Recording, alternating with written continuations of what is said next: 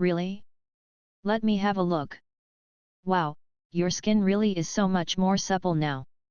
No, I can't wait for tonight, I have to go now. How could you only alert me to such a wonderful thing now? Do you even see me as your friend? My husband has been complaining about my skin lately. I thought I'd try it out to see if it worked first before telling you about it. I can now confirm that if you eat this tofu pudding, your skin will immediately recover to what it was like when you were 20, and your man will be begging you for attention. Two noble women held hands together joyfully as they got onto a lavish horse-drawn carriage together. In a furniture store, a middle-aged man informed his employee, Isaac, my client and I will be having a meal at Mamie restaurant tonight. Boss, that client prefers quieter settings. Mamie restaurant doesn't have any booths, and you'll have to line up for seats, is that a good idea? The employee was a little hesitant. I know he likes quiet settings, but I also know that he likes delicious food more than peace and quiet. This order is very important for us. The furniture store across the road has recently released a new range with better designs than ours, so our chance of securing the order as things currently are is not very high. That's why we have to take some risks. The boss shook his head before a smile appeared on his face as he said, of course, the risk is minimal when dining at Boss Mag's restaurant. No one can resist the flavor of his dishes, and it makes lining up seem like a trivial matter. All right, I'll organize things right away. The employee nodded before departing. A young man with short blonde hair looked at a bunch of his friends of a similar age, and scratched his head with concern as he asked, last time I invited Ms. Gina out for a meal, she didn't appear to be very pleased with the place we went to. She doesn't seem to like roast meat. Do you guys think I have a chance at going on another date with her? Where should I take her to eat so she can fall in love with me? The young men all wore lavish clothing, and it was clear that they hailed from noble families. All of them were currently offering Kenneth advice. If you ask me, you should just reserve a massive booth at Dukas restaurant, then take us with you as your wingman. You'll take her down for sure. No way. Ms. Gina's father is a professor from Chaos School, and she was brought up to be a polite and elegant gentlewoman.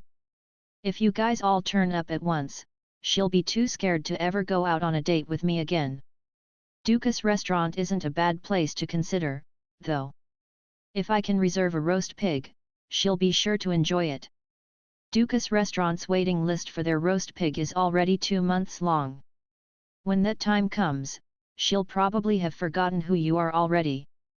Wasn't there a new restaurant that opened up not too long ago that had a fish dish? I went to taste it, and it was really good. Maybe Ms. Gina will like it. Yes. Ms. Gina told me once that fish was her favorite food. Tell me where that restaurant is. An elated look appeared on Kenneth's face. A young man with brown curls pursed his lips, and scoffed, "Hat, none of you know anything about the food in the Aden Square, and you know even less about dating. Do you have a better suggestion, Harry?" Kenneth turned to the young man with hopeful eyes. Harry shook his head with a serious expression, and said, "Taking a young woman out on a date to eat fish is a very awkward arrangement. A graceful gentlewoman like her must have exceptional table manners, so what will she do when she encounters a small fish bone? Will she pull it out of her mouth or swallow it? Irrespective of what she does, she definitely won't want to go on a date with you ever again." Gasp! Everyone drew a breath sharply upon hearing that. Kenneth's expression also changed drastically. Just the thought of a scenario like that was very awkward. Of course, if you insist on taking her out to eat fish, then you have to pick a fish with no small fish bones at all. In that case, you'll be able to appeal to her taste buds and avoid the aforementioned awkward scenario, Harry continued. A fish with no small fish bones? There's no such fish in this world. Kenneth was quite dejected. Everyone also rolled their eyes in response. They had thought that Harry would be able to provide some useful advice, but listening to him was clearly a waste of time. That's why I told you guys you know nothing about the food in the Aden Square. The spicy grilled fish at Mamie restaurant is cooked using a fish with no small fish bones at all, and it's countless times tastier than the fish served at the restaurant you were talking about. If Ms. Gina agrees to go on a date with you, you'll definitely be able to win her over with that delicious grilled fish, Harry promised with a confident smile. Thus, the small restaurant in the corner of the Aden Square became immensely popular, and it was only becoming more renowned. I'm going to class now, Father. Amy tucked her little wand into her pocket and waved at Mag before walking out the door.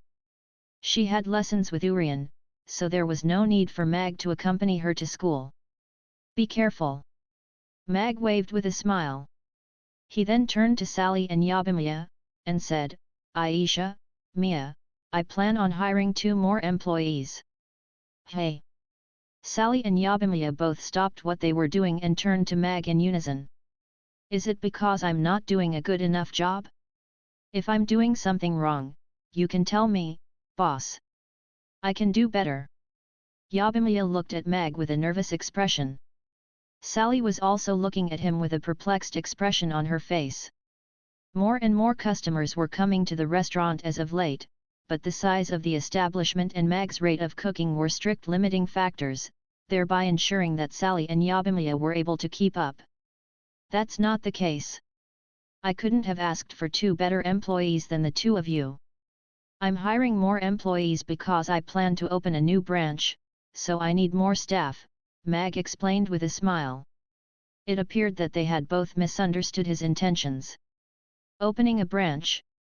Yabimiya and Sally were both surprised to hear this. Oh, I know. Boss won a restaurant the day before yesterday. Are you planning on opening another Mamie restaurant there? Yabimiya asked.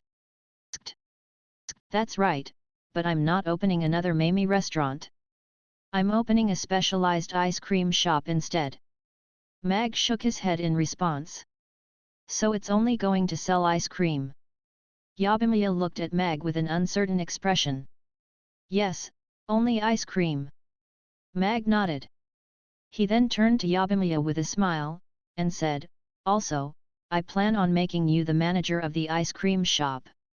Th. No, boss, I can't. A panicked look appeared on Yabimiya's face as she hurriedly waved her hands, and even her voice was trembling slightly. She was already very satisfied with being a waitress. A half-breed like her was once renounced and relegated to the shadows, so she was already extremely happy and content that she could provide genuine service to customers every day. However, Mag was asking her to become the manager of an ice cream shop. That was too tall an order for her. She couldn't imagine what kind of stir she would cause if she were to become the first half-dragon restaurant manager in the Aden Square. She had once been someone who wasn't even allowed to come out from the back room of a restaurant. Who said you can't? I say you can, so you definitely can. Mag looked into Yabimiya's eyes with a warm expression, and said, this is not an order, it's a job offer. As the owner of Mamie Restaurant, I'm officially extending an offer to you in the hope that you will become the manager of the new ice cream shop. No one else aside from the 2 of us knows how to operate the ice cream machine, so you are the best and only choice. Yabimiya looked at Mag's genuine expression and calmed down a little.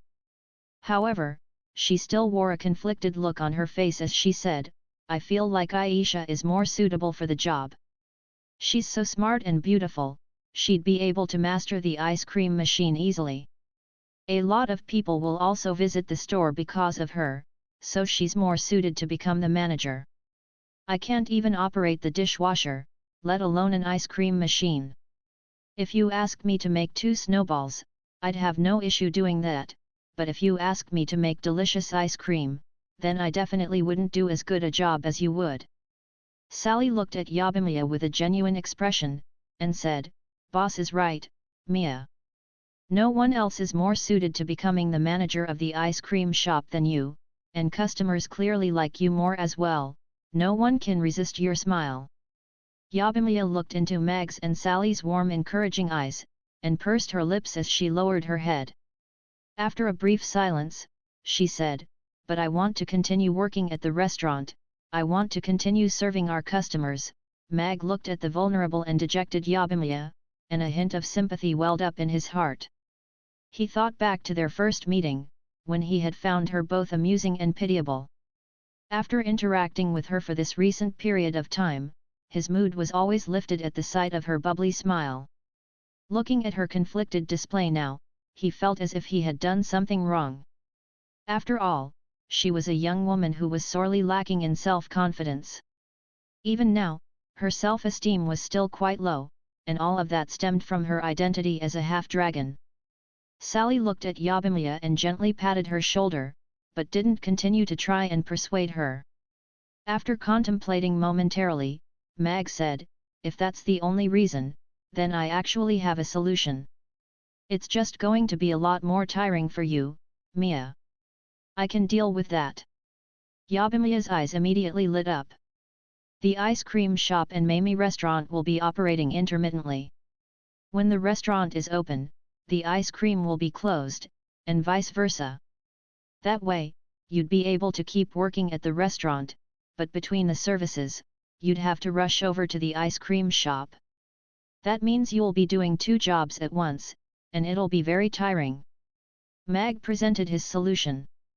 "In that case, will I still have to be the manager?" Yabimiya was still a little hesitant.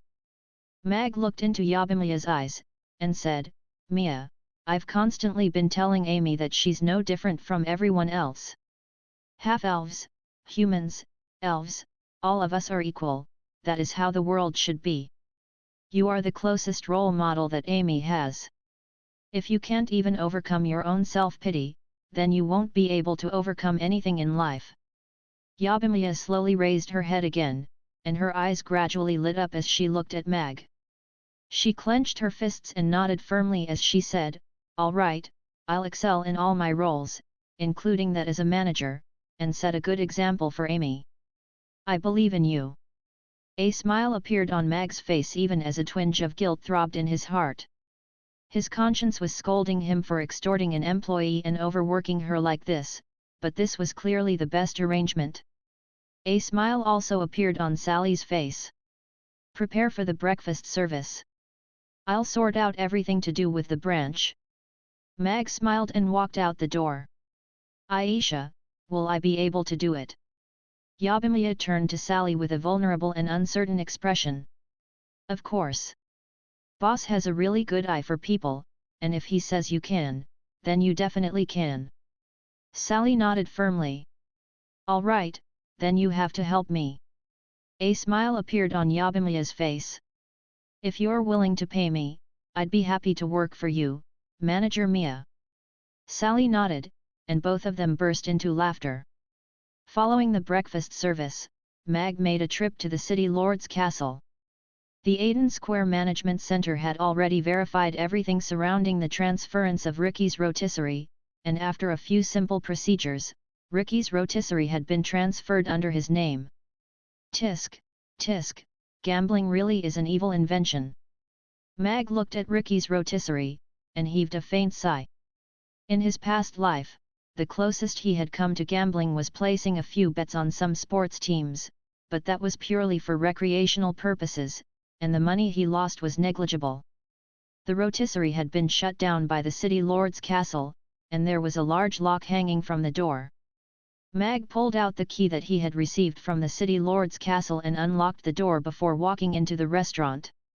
Aside from the fact that the tables and chairs were in disarray, no actual damage had been done to the restaurant. However, the kitchen had been completely cleared out, leaving behind absolutely nothing for him. This was a large restaurant over 200 square meters in area. Mag could imagine how lively and bustling it would have been during its heyday. If that fatso hadn't lost the restaurant to him in a bet, it would have easily generated enough revenue to feed him for the rest of his life. Mag sat down in a chair, and said internally, "System, time to recycle the trash." The near-new tables and chairs are with 200 copper coins per set, amounting to a total of 8,000 copper coins. Everything else in here is of inferior quality, and amounts to a total of 2,000 copper coins. The system will throw in disposal services free of charge, the system quickly responded. You sure do offer thorough service. Mag raised an eyebrow. Of course. The system takes pride in offering exemplary service, the system replied firmly. Such a large restaurant would have cost a lot to renovate. These tables and chairs are all close to brand new, surely 200 copper coins per set is too cheap? Do 300 per set instead. Mag shook his head decisively. 250 copper coins per set, that's the most the system is willing to offer.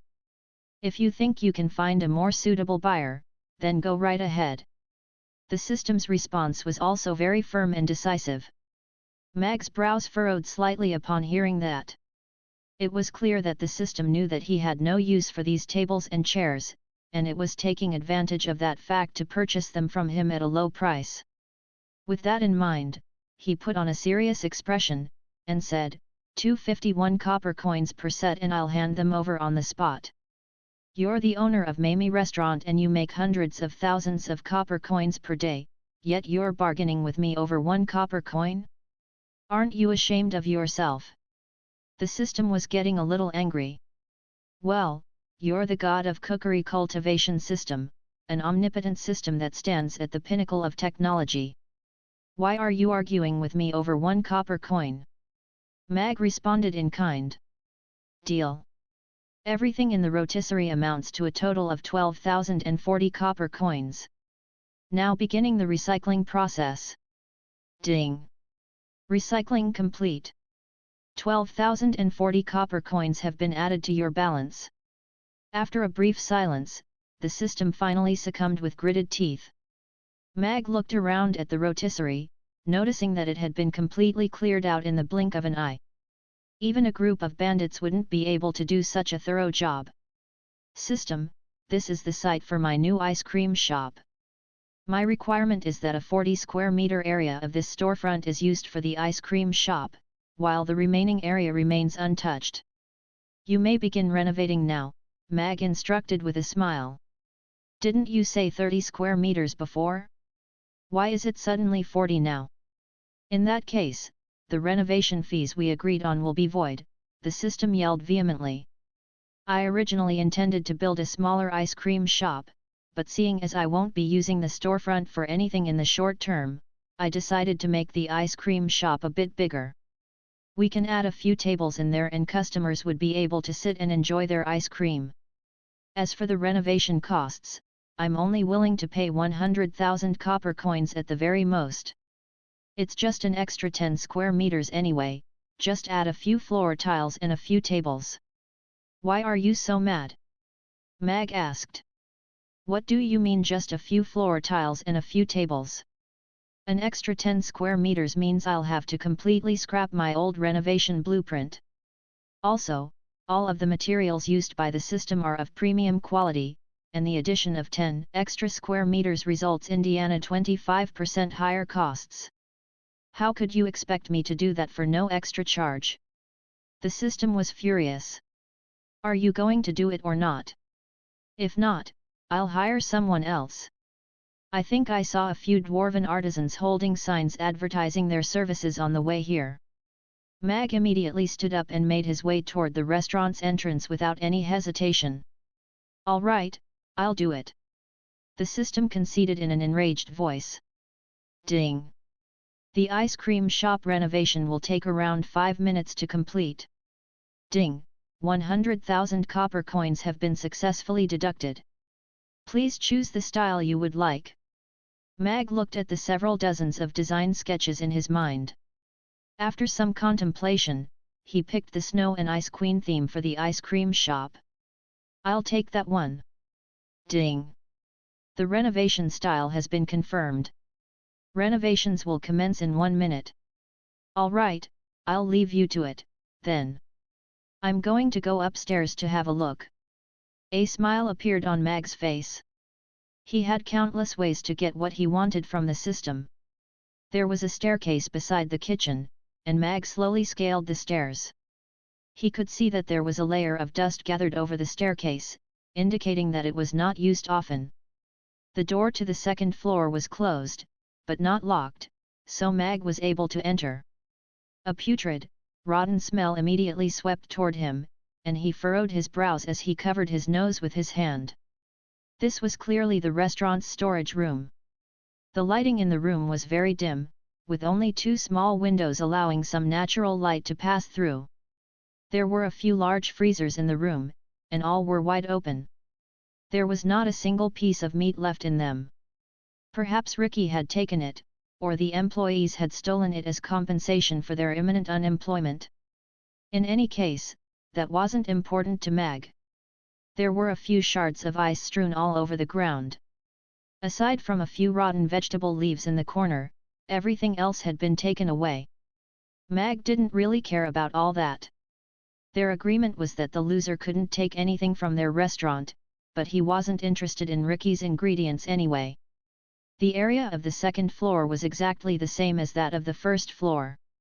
If larger windows were fitted to allow in more light, he could easily transform the second floor into another restaurant or cafe.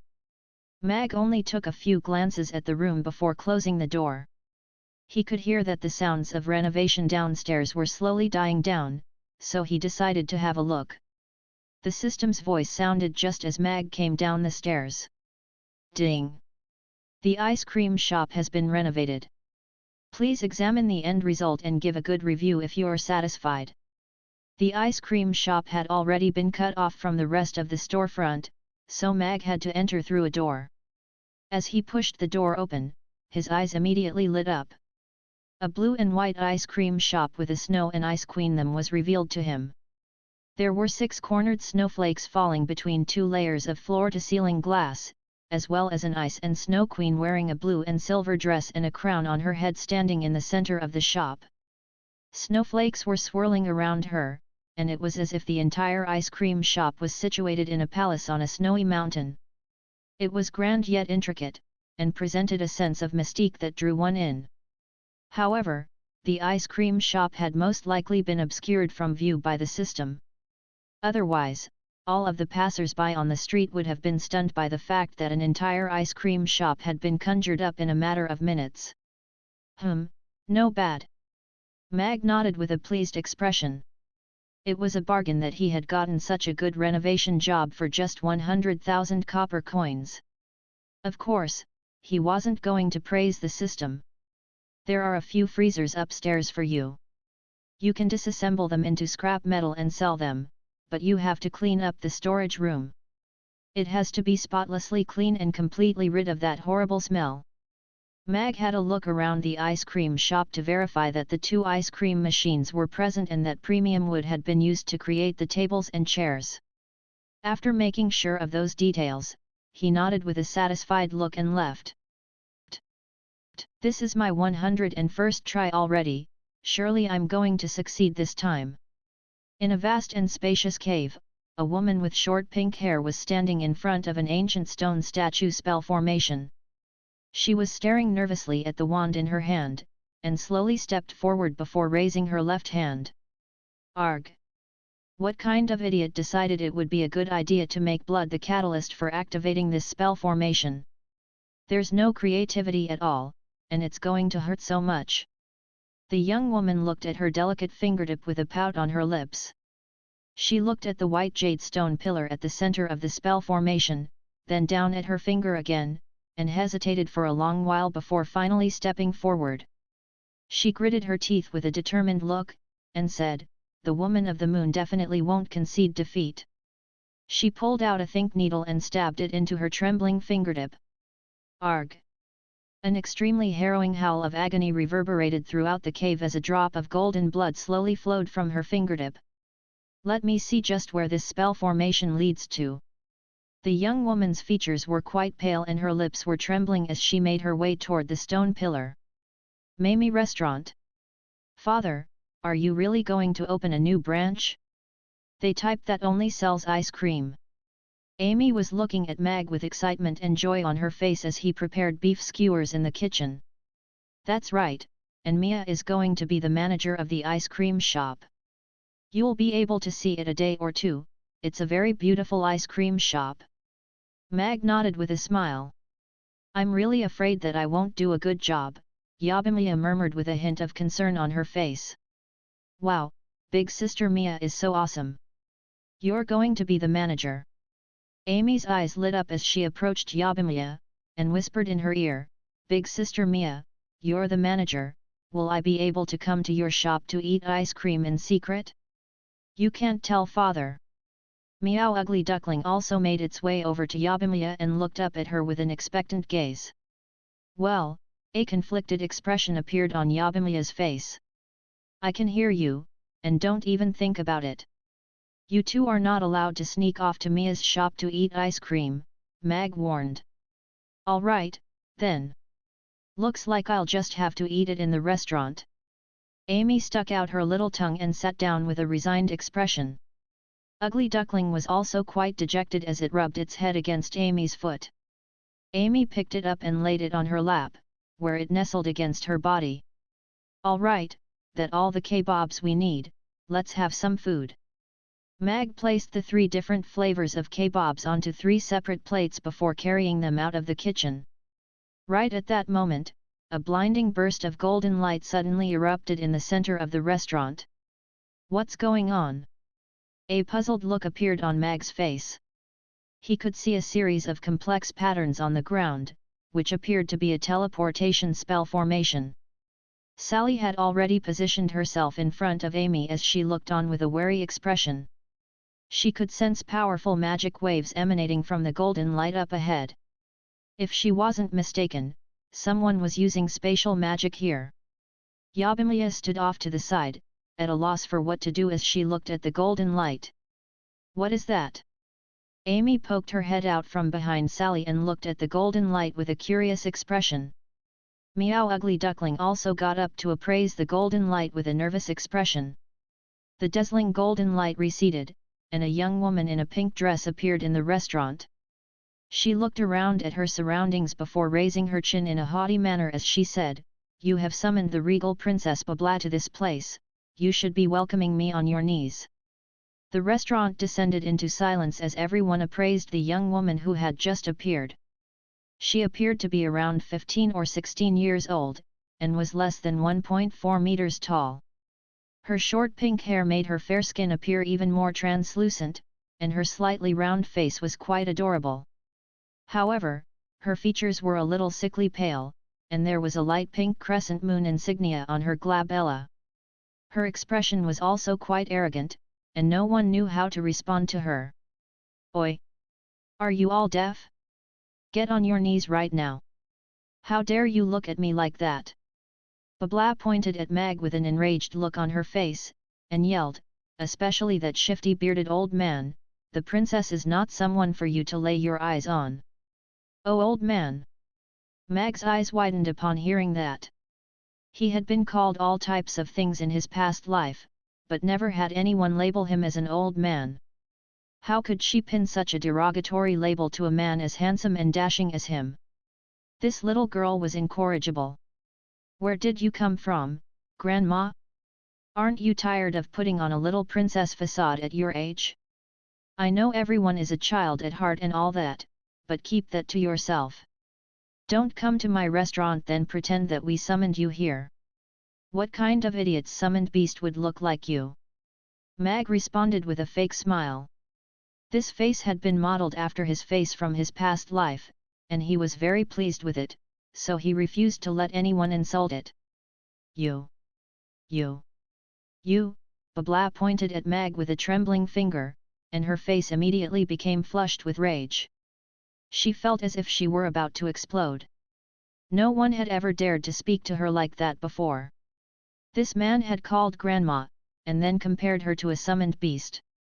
The nobles of the Moon Nation never had beards, this was an extremely important rule, so she knew that this man was a lowly slave. For a slave like him to insult her was extremely humiliating. I'm going to show you that there's a price to be paid for insulting me. Babla glowered at Mag as she raised her right hand, upon which the glass on the counter beside him began to wobble. Look out! Sally wore a grave expression as she drew her wand. I don't know what price I have to pay for insulting you, but if you mess with me, you'll be relegated to my blacklist and prohibited from entering my restaurant for the rest of your life, Mag replied calmly. You! A rush of blood flowed into Babla's head in her fit of rage, and her face paled even further as she fell to the ground, unconscious. As expected, taunts can be quite powerful in battle, Mag remarked. Father, how is that big sister, and why did she suddenly appear in our restaurant? Amy made her way over to the unconscious Babla with a curious expression. She doesn't seem to know why she came here herself, and she referred to herself as a princess. Could it be that she really is a princess? Yabimaya mused. I don't know who she is, but she's either a mental asylum escapee or the princess of some tiny secluded kingdom that no one knows about. I'm pretty sure the Roth Empire doesn't have a princess like her.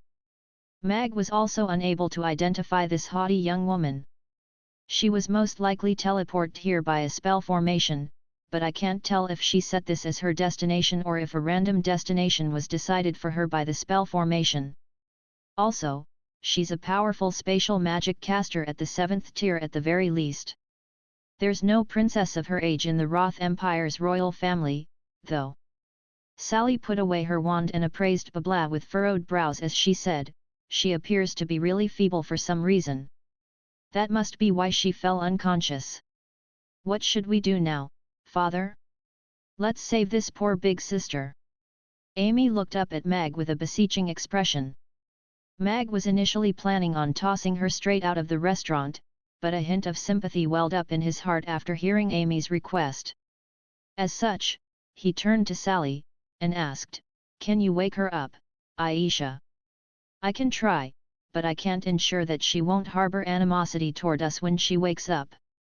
Sally nodded before pulling out her wand again. She twirled her wand in a circle above Babla's head, and a light green halo appeared before transforming into a green leaf. The leaf fluttered down onto her glabella, fusing into her pink crescent moon insignia. This insignia. It's a little similar to Princess Irina's, except the princess insignia is golden, while hers is pink. Could they be related somehow? A hint of confusion flashed through Sally's eyes, but she didn't say anything. After the leaf merged into Babla's glabella, a hint of color finally returned to her pale features. Her furrowed brows gradually relaxed, and she let loose a faint moan. Before her eyes had even opened, her nose began to twitch first as she had caught a whiff of the delicious aroma of roast meat wafting through the air. Is that roast meat? But how could roast meat smell so irresistibly good? Babla was already close to regaining consciousness, and she was immediately hooked to that delectable aroma. Roast meat was her favorite, and was a staple of her daily menu. She had thought that the roast meat made by the chefs from the palace was already the most delicious in the world, but this aroma was clearly countless times better than the aroma of even the best roast meat she had had in the past. Repairing the spell formation had taken her half a day, and she was already quite hungry. She could even envision the sensation and flavor of the roast meat melting in her mouth, and she was salivating uncontrollably. Roast meat, Babla gulped as she slowly opened her eyes. The first thing that she saw was the roast beef kebab in Mag's hand, and her eyes instantly lit up as her stomach began to growl. She was like a traveler who had discovered an oasis within a desert. This big sister isn't going to faint again from starvation, is she? Amy looked at Babla with a sympathetic expression. I think there's a good chance of that happening. Mag nodded.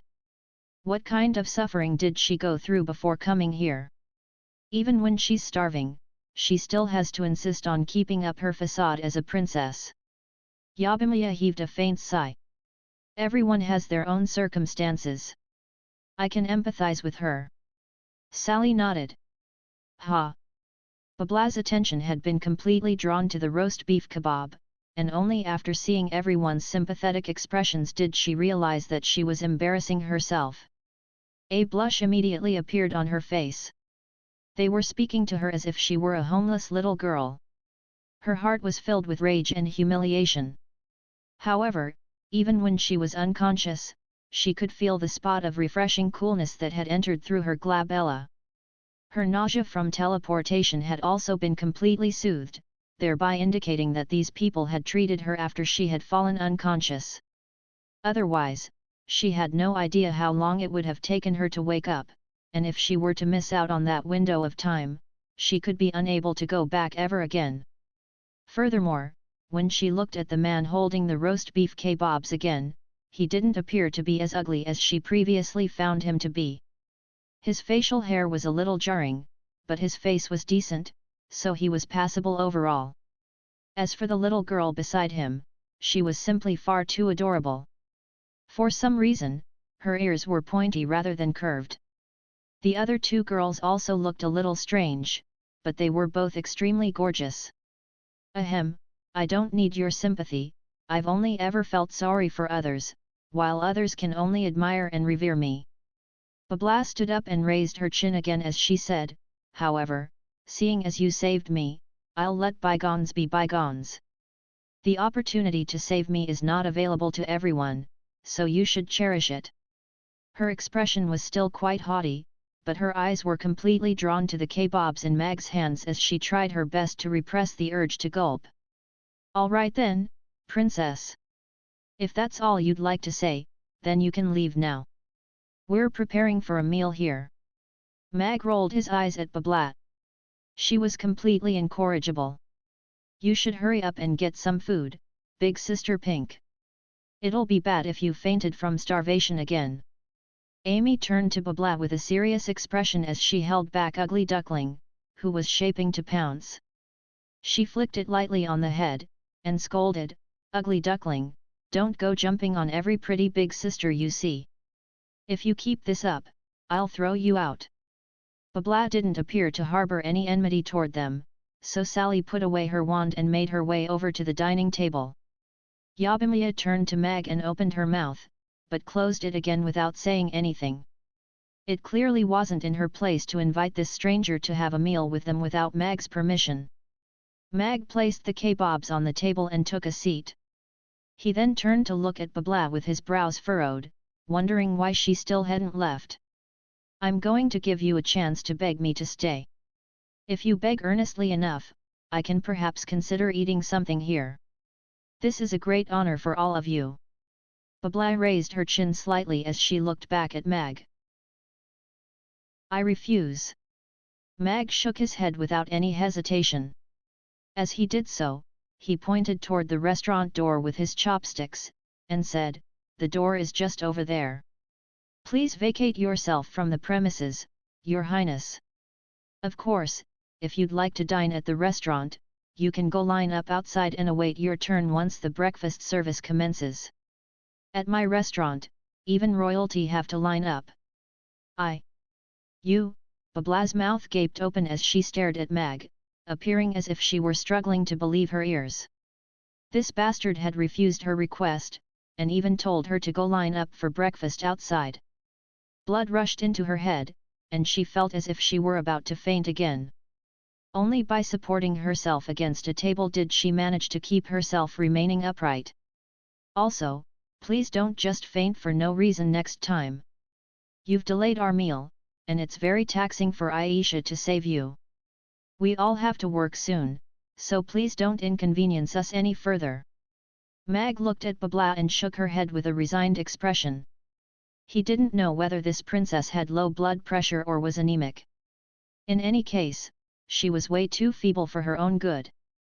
Babla glowered at Mag, and tried to leave as she supported herself with the table. She had never been humiliated like this before. How could she stand for such horrific treatment as a regal princess? She had to leave right away. Father, that big sister is so miserable. Look at how feeble she is, she looks like she can barely walk. How about we? Amy looked at Babla with sympathy in her eyes before taking a bite of her kebab. A blissful expression appeared on her face as she said, the kebabs today are so good, so tasty and tender. Gulp, Babla was already preparing to leave, but she felt as if her legs were filled with lead as she looked at Amy. She thought, this little girl is so adorable, she must have a really kind heart as well. Perhaps she'll ask me to stay for breakfast with them, and I'll just pretend to reluctantly agree. I'll be able to eat delicious roast meat then. Only after swallowing the beef in her mouth did Amy recall Babla's existence, and a sweet smile appeared on her face as she said, how about we invite her to sit down and watch us eat? She should be able to walk after resting for a while. Babla felt as if she had been stabbed in the heart. Was there anything more painful in this world than starving while watching others eat? This little girl appeared to be so adorable and pure, but her heart was just as cruel as her father's. Babla trudged a couple more steps toward the door before her legs gave out under her, and she collapsed onto a table again. Her blush deepened as she struggled to try and get to her feet, but she was unable to muster up any strength, and her humiliation quickly got the better of her as she sobbed, "Damn it! Why now of all times? That damn stone pillar must have sucked too much of my blood. Urgh, I want to die." Yabimlia turned to Mag, and said, "I feel like this little girl really is very hungry, she can't even stand on her own. Should we invite her to stay for a meal, boss? Otherwise, she won't even be able to get out of the restaurant." "Big sister Mia's right, father. That big sister must be close to starving to death." Amy nodded with a sympathetic expression. Mag contemplated the situation momentarily before nodding as he said, "All right, then we'll let her have some food with us. This little girl really did appear to be starving, and it would simply be too inhumane if he were to kick her out in her current state. Let me help you to the table." Yabimlia stood up and gently helped Babla up into a standing position. Babla stood up straight and nodded as she said, "All right, seeing as you insist on keeping me here, I'll reluctantly dine with all of you. However, I require silver cutlery, centaurea tonic to wash my hands, a heavenly silkworm silk cloth to dry my hands, then we don't have any of that stuff. Sit down and eat or get out. You're free to leave if you like." Mag didn't have much patience for this haughty little girl. He turned toward her with a smile as he continued, "Also, this meal is not free, you'll have to pay for it at some point." Babla glowered at Mag for a while before finally turning away in the end. This man was the most heartless, insolent, and petty man she had ever seen. However, the alluring aroma in the air and the sight of the glistening roast beef were simply far too tempting for her to resist them. She harumphed coldly, but didn't dare to say anything else. She was afraid that this man would actually kick her out. This bastard! When I get back to the palace, I'm going to get father to come after him and show him that the princess of the Moon Nation is not to be messed with." Babla thought to herself as she allowed herself to be helped over to the table by Yabimlia. "Meow." Ugly Duckling extended a little paw with a cold look on its little face as if it were warning Babla not to do anything out of line. "Even you're growling at me." Babla glowered at Ugly Duckling, and neither of them was willing to back down. "Don't bully Big Sister Pink, Ugly Duckling. She's too feeble to beat even you in a battle." Amy pressed Ugly Duckling's little paw downward with a stern expression. Meow. Ugly Duckling took a final glance at Babla before turning away with a disdainful look on its face. "Hey? Did I just get looked down on by a cat?" Babla was wondering if she were in a dream. "The food we have on the table is just enough for our consumption, so I'll have to make some extra food for you. What would you like?" Mag turned to Babla with a calm expression and treated her just as he would any other customer. Babla withdrew her gaze from Ugly Duckling, and immediately replied, "I want a roast meat dish. The roast meat has 3 flavors, would you like to choose one of them or have all 3? Mag asked. "All 3 flavors are super tasty," Amy murmured as she took another bite of her roast meat. "I'll have all 3. Babla nodded. "All right, here are 9 kebabs in total." Mag placed 3 kebabs of each flavor onto the plate, and offered it to Babla as he said, "Please enjoy." The freshly roasted beef kebabs were still piping hot, and an alluring aroma came wafting toward Babla. Her eyes immediately lit up, and she found it incredible that roast meat could smell so insanely good. However, she had pinched her own leg under the table and the sense of pain was very real, thereby indicating that this was not a dream. Instead, it was reality. There really was a plate of irresistible beef kebabs in front of her. "All right, it doesn't look particularly appetizing, but I guess I'll have a taste of your roast beef." Babla tried to put on a disinterested look as she picked up a kebab. Eating meat in this manner wasn't very elegant, and under normal circumstances, she would never eat food directly off a stick. However, the little girl was doing exactly that, and it gave her the impression that this was the correct way to eat roast beef kebabs. Mag took a glance at Babla before making his way over to the kitchen with a smile on his face.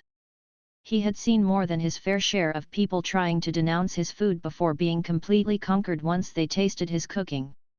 Amy pursed her lips with a skeptical expression, and said, "Not very appetizing? I feel like you're lying." Yabimiya and Sally also wore smiles on their faces. This little girl had gulped down her drool on many occasions in front of them, so her words were completely unconvincing. "Let me see if this old man's cooking is actually tasty or not. If it only smells good, then I'll definitely ask father to close down this restaurant." Babla's blush deepened as she bit off a cube of beef with a grumpy expression on her face. "Oh!" Babla's eyes immediately lit up with her first bite. The tender beef virtually melted in her mouth, and the rich meaty taste combined with the delicious flavor of the sauce, creating a flavor explosion in her mouth. It was as if her tongue had been ignited and her taste buds were screaming for joy. Every single bite she took struck her with an overwhelming sense of satisfaction, and she simply couldn't stop eating. This was by far the most delicious roast meat she had ever eaten. No. It was the best thing she had ever eaten, period. The spicy sauce was an absolute masterstroke, elevating the rich flavor of the meat to a whole new level. Babla felt as if she could see a strong and healthy cow galloping over a grassland. The supple muscles of its body made her salivate, and more of those cows converged, forming a large herd as they all galloped over the land. The sound of their thundering hooves created a mesmerizing percussive rhythm that had her completely entranced. "Is this really beef? It's incredible.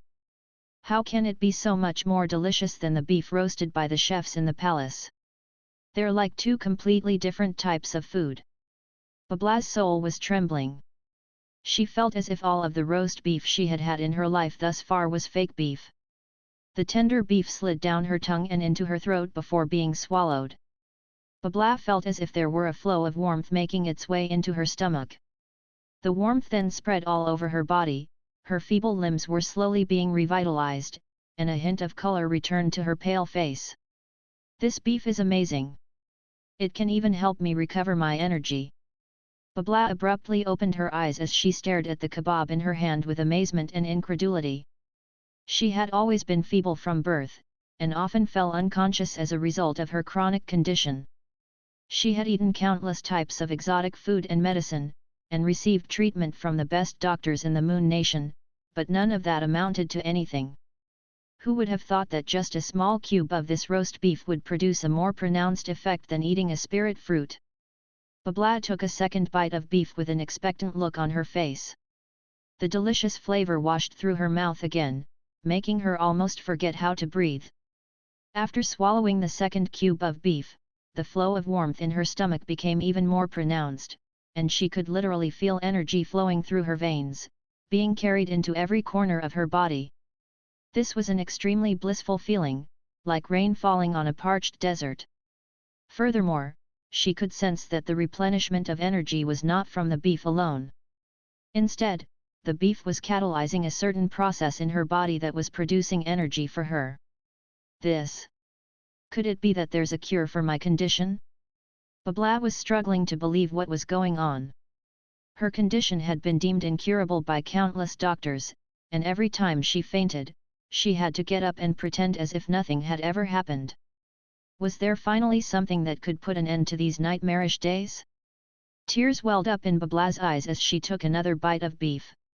As she basked in its delicious flavor, she was also praying that it would be able to cure her. "What's wrong, Big Sister Pink? Does it taste so good that you're going to cry?" Amy asked. "Probably. I remember I felt like I was dreaming the first time I tasted boss food. It was simply far too delicious." Yabimiya nodded with approval.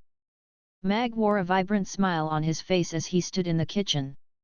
As expected, the allure of his food was irresistible.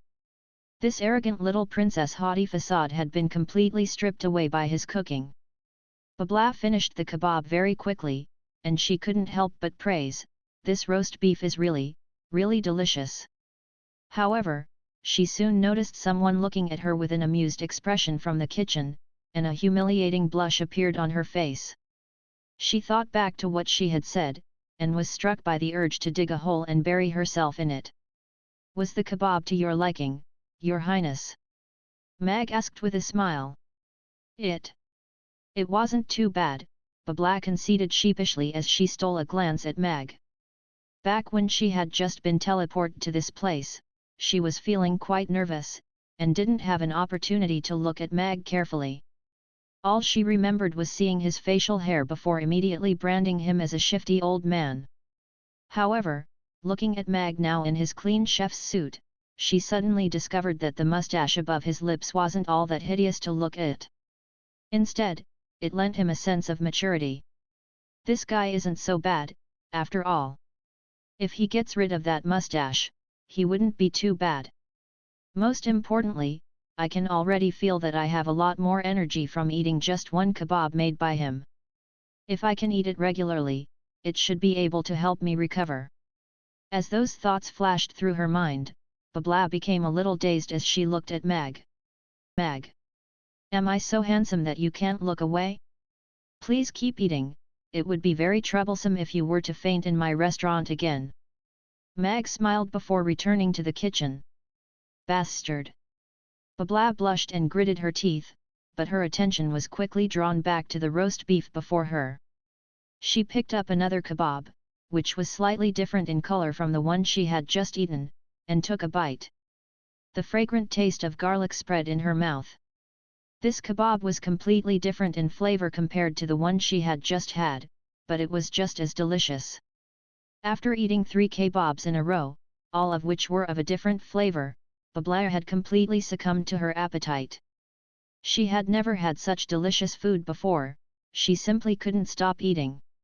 What was even more amazing to her was that after eating 3 kebabs, her feeble body was close to making a full recovery. The energy that was incessantly being pumped into her bloodstream from her stomach made her feel completely revitalized. "Big Sister Pink, what's your name? And what kind of princess are you? Why does it look like you've been starving for many days? Could it be that your country has already fallen and you were chased here by your enemies?" Amy rattled off a string of questions as she looked at Babla with curious eyes. Amy's questions also drew the attention of Yabimiya and Sally.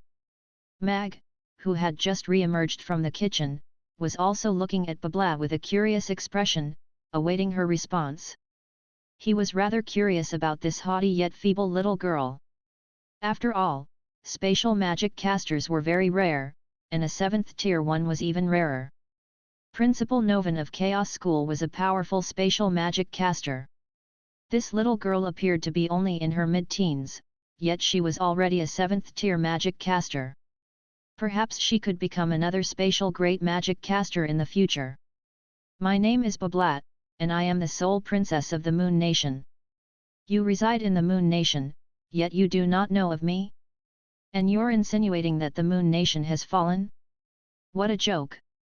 Is there any nation more powerful than the Moon Nation in this world? Even on that distant continent, there are no nations that can hold a candle to the Moon Nation." Babla seemed to be very proud of her place of origin. The Moon Nation. Everyone was rather perplexed upon hearing that. "We're currently in Chaos City of the Norland continent, and we're not ruled over by any country, so this most likely isn't the Moon Nation," Yabimiya analyzed.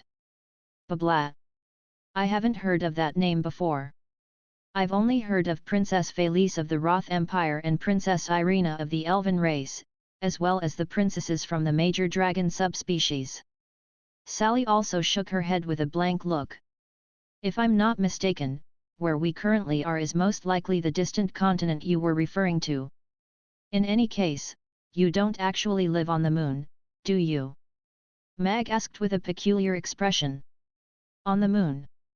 Amy's eyes immediately lit up. "This isn't the Moon Nation." Babla's eyes immediately widened. She looked around at Mag and the others, and she could tell from their expressions that they weren't lying nor playing a prank on her. She immediately flew into a panic as she realized her present situation. She had never left the royal palace, and any time she had attempted to do so, she had been stopped by the powerful and loyal servant that was constantly with her. Of course, that loyalty was only directed toward her father. It was exactly due to this that she always had a dream of escaping from the royal palace, which prompted her to work tirelessly on the ancient teleportation spell formation in the palace for 10 years. Even if the spell formation could only teleport her out of the palace's walls, it would still be worth it. At the very least, she had to prove to her father that she was no longer a kid who required constant supervision. However, it appeared that she had completely overshot her target. She wasn't just teleported out of the royal palace or out of the city. Instead, she had most likely been teleported to the continent that was known as the Ancient Continent to those in the Moon Nation. That's right, this is not the Moon Nation, nor have we even heard of the Moon Nation. Mag nodded firmly. He didn't know whether this little girl had actually come from the moon, but it appeared that her reaction was not feigned. Babla picked up a kebab and had a cube of beef to soothe her shock. After a while, she suddenly sprang up from her seat, and again asked, "So this place really isn't the Moon Nation?" "No. Perhaps your teleportation spell formation malfunctioned, causing it to send you here." Mag nodded and was struck by a sense of sympathy as he looked at Babla's stunned expression. In a way, he and Babla were the same type of person in that they had both experienced transmigration. If it weren't for the fact that he had read many transmigration-themed web novels in his past life, which desensitized him to the concept, his reaction following transmigration would most likely have been just as strong as hers. How is this possible?" Babla paced around within the restaurant, and ate another cube of beef. She was in so much panic that her mind had gone completely blank. The teleportation spell formation had been forcibly repaired by her, and she had heard the sound of something cracking as she activated it, but she didn't consider using the spell formation to ever go back again, so it wasn't a concern for her at the time. After finishing a beef kebab, Babla stopped pacing around, and was standing right on the spot where she had first appeared. She pulled out her wand and chanted a spell, upon which silver light began to shimmer from her wand, transforming into a pillar of light that struck the ground. A spell formation began to emerge from the floorboards as powerful magic waves began to appear. "Is that a teleportation spell formation?" Outside the restaurant, Krasu wore a surprised look as he stood at the head of his line. "It's an ancient teleportation spell formation. Who would have thought that there would be one of those here? I wonder where it leads to." Urian's eyes also lit up as he drew his wand, casting an invisible magic barrier which enshrouded the entirety of Mamie Restaurant. Krasu took a glance at Urian before looking away without saying anything. "Father, big sister Babla is trying to run away without paying after eating our roast meat. Should we beat her to death?" Amy had already drawn her wand as she turned to Mag with a serious expression. "Your Majesty, Princess Babla has disappeared." In a lavish palace, a middle-aged man with a crown on his head sat on his throne. He had just been informed of the news of his daughter's disappearance, and an urgent look immediately appeared on his face. "What?" The king abruptly rose to his feet and rushed over to the messenger as he said, "Babla disappeared? Haven't you been with her this entire time? How could she have disappeared?" "Your Majesty, I was away from the palace for an hour today, and the princess had maids to look after her, but when I came back, I couldn't find the princess, and the maids didn't know where she was, either. I immediately came to inform you of this news," Gloria said with an apologetic expression. The king forced himself to calm down as he analyzed, "Babla is a little rebellious at times, but she would never leave the palace without permission. We have guards all around the palace too, so she's most likely still somewhere in the palace. Guards, hurry up and find the princess for me." "Your Majesty," an elderly man hesitated momentarily before making his way over to the king and whispering something in his ear. "Is that true?" The king's expression abruptly changed. The elderly man nodded, and replied, I once saw Her Highness enter that place, but she told me that she was only going to play there for a bit, so I paid it no heed. If we can't find the princess anywhere in the palace, then I believe she might have gone there. Before the elderly man had even finished his sentence, the king had already rushed out the door. Before long, the king and the elderly man had reached a vast and spacious cave. There was an ancient spell formation situated at the very center of the cave with a very series of cracks lining the formation. There were also many signs that the formation had been recently repaired. However, it appeared that the entire spell formation had since been destroyed, and a new set of cracks had appeared. Only the white jade stone pillar at the center of the spell formation remained completely intact. Your Majesty, the spell formation has been activated. From the magic waves, it appears that it was activated no more than an hour ago. The elderly man turned to the king with a grave expression, and said, only Her Highness could have activated this spell formation. If the teleportation was successful, then, how could this have happened? She's still just a child. A distraught look appeared on the king's face as he looked at the wreckage of the spell formation. He was the only one in the royal palace who knew where this spell formation led to. However, this spell formation had been abandoned countless years ago. Many attempts were made to repair it, all to no avail. In the end, it was deemed that the teleportation spell formation on the other side must have been damaged, and no further attempts to repair it were made thereafter. However, Bablaya had somehow managed to successfully repair and activate it. Someone might have repaired the spell formation on the other side, and Her Highness just so happened to activate it on our end. The elderly man's expression was also quite grave. He knew how important Bablaya was to the king. If she really had been teleported to that distant continent, she would have to fend for herself there, and the consequences could be catastrophic. Would she be able to teleport back? The king turned to the elderly man with a desperate expression. This teleportation spell formation has already been severely damaged, so Her Highness wouldn't be able to come back unless it was repaired. The elderly man shook his head in response. The king clenched his fists and was silent for a moment before commanding, broadcast my orders to the entire moon nations. All magic casters who are proficient in spell formations and spatial magic are to be summoned into the palace. Yes. The elderly man took a concerned glance at the king before quickly departing. Wait for father, Bablaya. Father will take you home. A grave yet determined voice echoed in the quiet cave. That seems like overkill. Mag looked at Amy with a peculiar expression. But didn't you say that we should be fiercer to freeloaders? Like this, Amy raised her fist in what she thought to be a menacing display as she put on a serious expression, and snarled, you have to pay for your meal. Otherwise, we'll kill you. Amy is so adorable. Yabimia chuckled as she pinched Amy's soft cheek. Big sister Mia, I'm super fierce. Amy bared her teeth at Mia to make herself appear more menacing, but she only looked more adorable as a result. There's no hurry to do anything. Let's see if this princess can even go back. Mag shook his head with a smile. Committing murder over 4 kebabs was far too brutal. At the very least, it was something that he was incapable of doing. If this princess could successfully teleport away, then she would become the first transmigrator to return to her place of origin. Mag wanted to see if she was capable of doing that. The silver light became brighter and brighter, and Bablaya had become almost entirely enshrouded in it. A series of complex symbols began to appear on the spell formation below her, and it was as if she were about to fly away. The spell formation here works. An elated look appeared on Bablaya's face. Her worst fear was that the spell formation here would be damaged. In that case, she would be well and truly stuck on this foreign continent.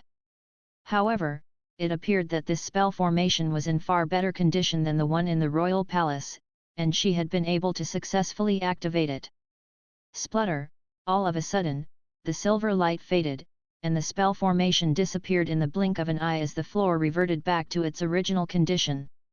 It failed? How could this be? Babla stood rooted to the spot with a dejected expression. She looked at the ground, then at her wand, and was unable to accept such a cruel reality. It failed.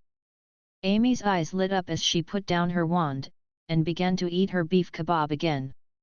Won't she be unable to return home now? That's so sad. Yabimiya wore a concerned expression as she looked at Babla.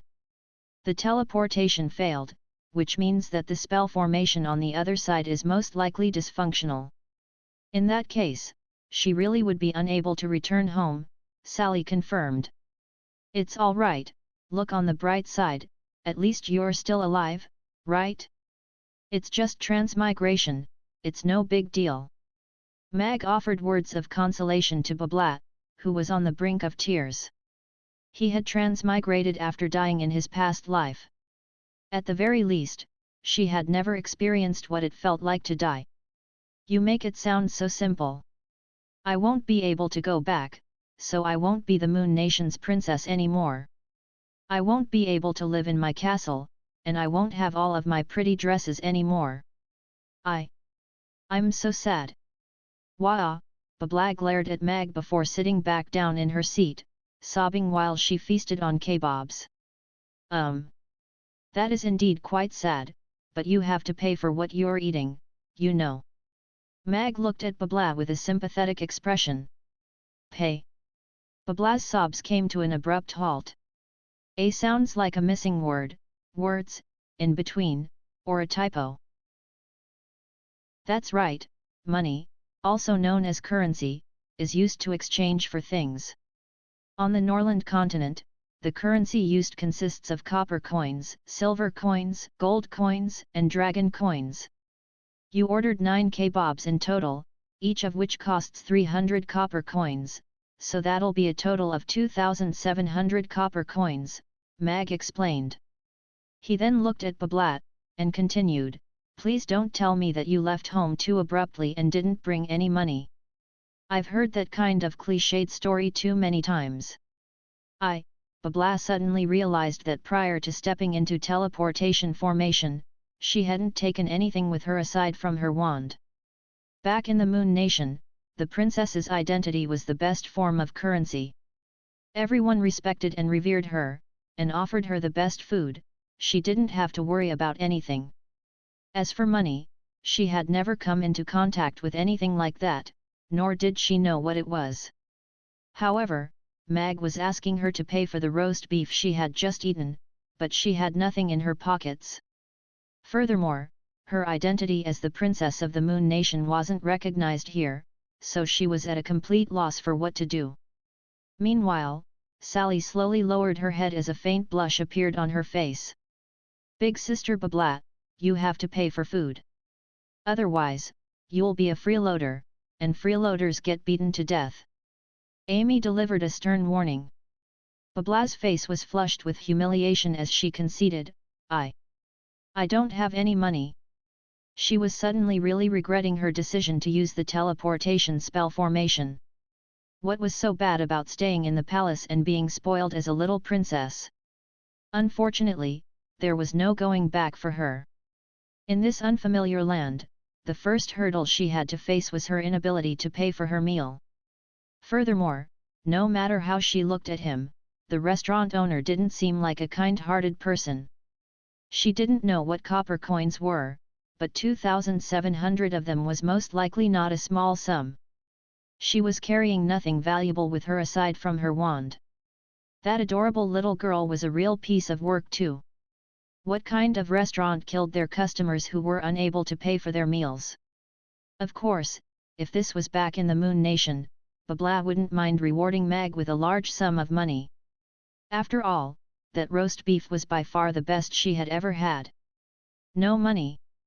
Mag's brows furrowed as he looked at Babla. Even though he had expected this to be her response, her verbal confirmation still drew a hint of dismay from him. Mamie Restaurant had never had a freeloading customer. In the face of Amy's intimidation, those who didn't have enough money in their pockets would leave after looking at the menu. All of the customers who had food at the restaurant willingly paid for it. In fact, all of them felt as if they had gotten more than what they paid for. The restaurant's rules stated that only cash was allowed as payment, and everyone had to pay right after eating. However, Babla had eaten so many kebabs, yet didn't have any money. Even if they were to hold her captive here, no one would come to bail her out, as she had just transmigrated to this continent, so she had no relatives here. Thus, this was quite a predicament. What should we do now, father? Big sister Babla is so pretty, it would be a shame to beat her to death, but if we don't, our restaurant rules will be broken. Amy turned to Mag with a vexed expression. Mag turned to look at Babla, pondering the same question that Amy had just raised. You'd better not do anything to me. I'm the princess of the Moon Nation. If anything happens to me, you'll be sorry when father comes here to find me. A nervous expression appeared on Babla's face as she brandished her wand. The restaurant fell into silence, the atmosphere was quite tense. Yabimiya smiled as she suggested, Boss, didn't you say you wanted to hire 2 more waitresses? I think you can perhaps consider Princess Babla. If she becomes a waitress at the restaurant, you'll be able to deduct the cost of the kebabs she ate from her wages. In that case, the restaurant's rules would be upheld, and Princess Babla can finish the rest of the kebabs. That sounds like a good idea. If we do that, Big Sister Babla will become the 3rd waitress at our restaurant, we'll be one family, then. Amy's eyes lit up with elation. Sally took a glance at Babla, but didn't say anything. Mag was also looking at Babla in silence with his brows furrowed. He was very strict with his criteria when it came to choosing waitresses. This little girl was clearly quite spoiled, and it remained to be seen whether she could even look after herself, let alone tend to customers as a waitress. Before Mag had a chance to say anything, Babla sternly refused, Humph! There's no way I'll become some waitress. I'm a princess. If the citizens of the Moon Nation were to hear that I've become a waitress, who would support me to become their queen in the future? I won't agree to this even if I die. But you can't go back now, isn't that right? We haven't even heard of the Moon Nation, so the people from the Moon Nation wouldn't know that you're working as a waitress, Yabimiya persuaded. Also, if you become a waitress at the restaurant, aside from your set wages, you'll be able to eat lots of delicious food at the restaurant every day. This kind of lifestyle is much better than becoming a homeless wanderer on the streets. You don't know anyone here, so where will you go if you leave the restaurant? Babla looked at Yabimiya and opened her mouth, but didn't have a response to that. She had no money and was on a completely unfamiliar continent, there really was nowhere she could go. She stole a surreptitious glance at the table. There were still 5 kebabs left on her plate, and the other dishes on the dining table also appeared to be very alluring. Most importantly, the teleportation spell formation that would take her back to the Moon Nation was situated right in this restaurant. If her father were to repair the spell formation on the other side in the Moon Nation, she would be able to teleport herself back. As such, she had to stay at the restaurant to monitor the situation. With that in mind, Babla cleared her throat, and conceded, All right, seeing as you insist on inviting me, I'll stay, even though I really don't want to. I guess I can grace you with my presence as a restaurant manager. I think you may have some sort of misconception regarding the term waitress. A waitress is someone who serves customers. I'm the owner of this restaurant, and I have no intention of retiring anytime soon, so I don't need a manager to replace me. Our restaurant is indeed looking for a waitress, but each and every waitress here has to satisfy a certain set of criteria before they're hired. If you want to become a waitress here at Mamie Restaurant, you'll have to do the same. Mag couldn't help but burst into laughter as he looked at Babla. She really had no idea how anything worked in the world. So what you're saying is, I have to serve customers here like how my maids serve me. Babla stared at Mag with incredulity in her eyes. That's a decent analogy, but as a waitress here at the restaurant, you won't have to tend to the customers' every need. All of you have to do is take orders, bring out dishes, clean up tables, and offer service with a smile. Mag nodded in response. Really? Babla stared intently at Mag as if she were trying to determine whether he was telling the truth. Prior to today, she would have never even considered serving anyone. However, the situation had spiraled out of her control. Furthermore, Mag's roast beef kebabs really did have a very special effect on her body. If she could eat it consistently, perhaps it could cure her chronic condition. I feel like I don't need to answer that question from you. You have to realize that I'm not begging you to become a waitress. There are far better options out there in the free employment market. They could already be skilled servers who are really quick on their feet and won't require much training before starting in their role. Mag looked at Babla with a calm expression, and said, I'm giving you a chance to show me what you're capable of. If you can prove to me that you can succeed in this role as a waitress and can perform to an above-average standard, then the job is yours. Is the waitress selection process that rigorous? Babla's eyes widened as she grappled with an intense internal conflict. In the end, her desire for more kebabs and to return home won out over her reluctance to discard her dignity, and she nodded as she said, all right, using me as a waitress is a waste of my brilliant talents, but I will reluctantly accept this job. All a waitress has to do is carry dishes, right? That's a piece of cake for me. Babla extended a finger and pointed toward the plate on the table carrying the roast beef kebabs. The plate hovered into the air and instantly appeared in her hand. I can place plates on every single table extremely quickly. That's not a skill that everyone has, right? Babla turned to Mag with a smug expression. She took a bite of one of the kebabs on the plate as a confident smile appeared on her face. That's so cool. Yabimiya turned to Babla with awe and admiration in her eyes. The plate flew. What amazing magic! Amy also exclaimed. Mag's eyes also lit up upon seeing this. Spatial magic casters were very rare, and this young girl was at least a 7th tier spatial magic caster. If she could use her spatial magic on the job, then she really did have an advantage that no one else could replicate. However, it did seem like quite a waste. But then again, he was already using a 7th tier water-type elven magic caster to clean the restaurant for him, so it didn't seem too out of place to use a spatial magic caster to bring out dishes. Even though Mag was quite impressed, he made sure he didn't show it as he nodded indifferently, and said, that is indeed not a skill that everyone has. If you can remember every customer's orders, the sequence the orders were placed in, and the quantities of each food item ordered, then you can become a Mamie restaurant employee. My memory is pretty good. Babla nodded confidently. Don't get overconfident.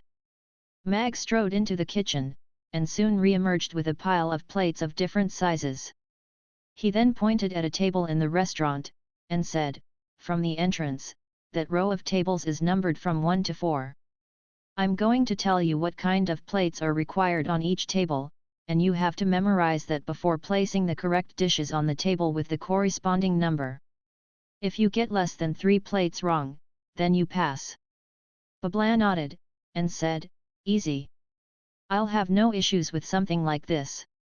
Table number 3 needs 2 plates, 4 bowls and 2 small plates. Table number 6, Mag began to deliver a string of instructions, and Babla's relaxed expression had also become quite focused. Now then, please begin. Mag stated his requirements for 8 tables at once. This was already quite a challenging memorization task. This test is really similar to the one I had to do. Is she going to succeed? Yabimiya was looking at Babla with a nervous expression. You can do it, big sister Babla, Amy cheered her on indistinctly through a mouthful of beef. Sally was also looking at Babla with a serious expression. She didn't really dislike Babla, the latter was a little spoiled, but definitely not to an incorrigible degree. Babla closed her eyes in deep thought for a while. When she reopened her eyes, the 100 or so bowls and plates on the table rose into the air at the same time. They converged toward her before flying out one by one, gently landing on the tables without even the slightest sound. In the blink of an eye, all of the plates and bowls had been placed down without even a single one remaining. Is that correct? Babla exhaled as she turned to look at Mag. She was trying to put on a casual expression, but the anxiety in her eyes was quite apparent. You got two wrong, that's very good for your first time. Mag swapped a plate and a small plate on tables 3 and 7. He then turned to Babla with a smile, and said, "Congratulations. If you'd like to, you can become Mamie Restaurant's third waitress. After deducting the cost of the roast beef kebabs from your first month of wages, you'll be getting 600 copper coins per day." An elated expression appeared on Babla's face, but she quickly repressed it as she grumbled, 9 roast beef kebabs cost 2,700 copper coins, yet I only get 600 per day? How am I supposed to survive? I'll only be able to eat 2 kebabs a day. I'm going to starve to death." Mag looked at Babla with a calm expression, and said, "You can go out and ask any restaurant in the Aden Square to see if they'll offer 600 copper coins per day for a waitress on probation. Your income should dictate your spending, not the other way around. If your wages can only afford you 2 kebabs a day, then you should be choosing more affordable foods rather than whining about your wages. Work, princess." Amy clenched her little fists with a smile on her face. "I accept your conditions." Babla looked at Mag, and was silent for a long while before finally nodding her head. However, she quickly added, "I may be your employee now, but all of you have to treat me like a princess. I'm the only princess of the Moon Nation, and I could become the queen someday." Mag shook his head. In an implacable voice, he said, "Seeing as you know that you're my employee, you should act like an employee. My restaurant doesn't need any princesses, it needs a hard-working waitress. This guy is so insolent." Babla grumbled internally. However, she could only suppress her rage at the sight of his stern expression. This man was completely different from all the men she had encountered before.